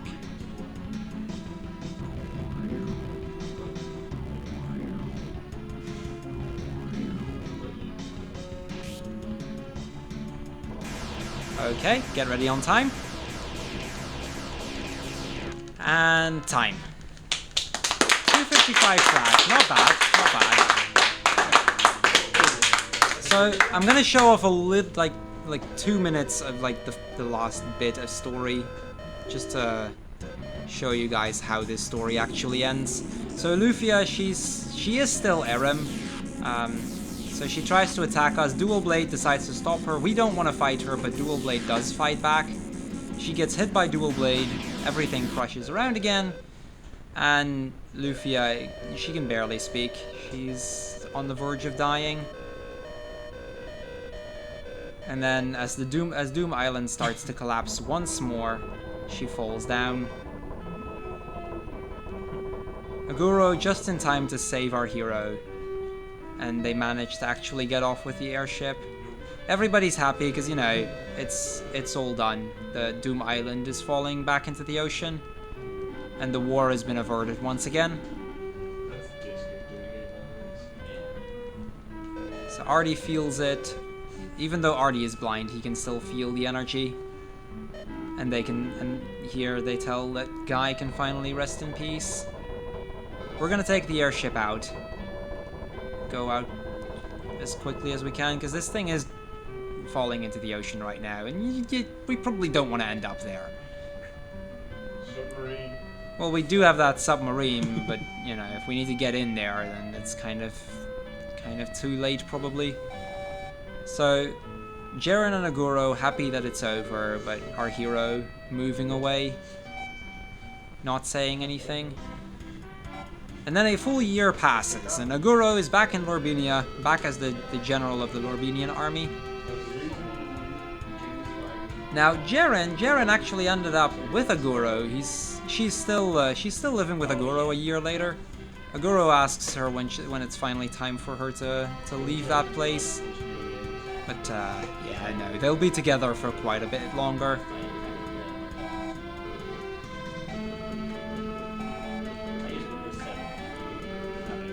And now probably after this we'll get my favorite moment in the entire game. So our hero, they hadn't seen the hero for a year, but the hero ended up in Eris. And he walks into the flower field once more, and there he meets Lufia. Now Lufia, she doesn't remember a thing. She's lost all of her magic. Dual Blade split her from Erem, and she's now a completely, well, not a different person, but she's actually the girl that hero met. Just a shell. Yeah, and like she meets us and she wants to bake cinnamon pie for us. You heard it, cinnamon tea and cinnamon pie. She doesn't. The elder tells us that she doesn't remember us, and we're like, you know, that's fine. It doesn't matter if she doesn't remember us, because I still know what we've been through, and you know, we'll just make new memories. Yeah, that was Lufia 1, Fortress of Doom. Are you guys coming? The pie is Thank ready. you thank you guys for having me run this category here. It's an amazing category to do. I actually did manage to go underestimate, even with backup strats. And next up we have, what do we have next again? Peace Walker, Metal Gear. So Yeah, it's kind of a long name. Don't worry about it. So- Still shorter than the Phantom Pain. So yeah, thanks for watching my run. Thanks again for everyone for having me, and I guess I'll be back tomorrow with one more run. But first, some well-deserved sleep. So I'll give this back to you guys.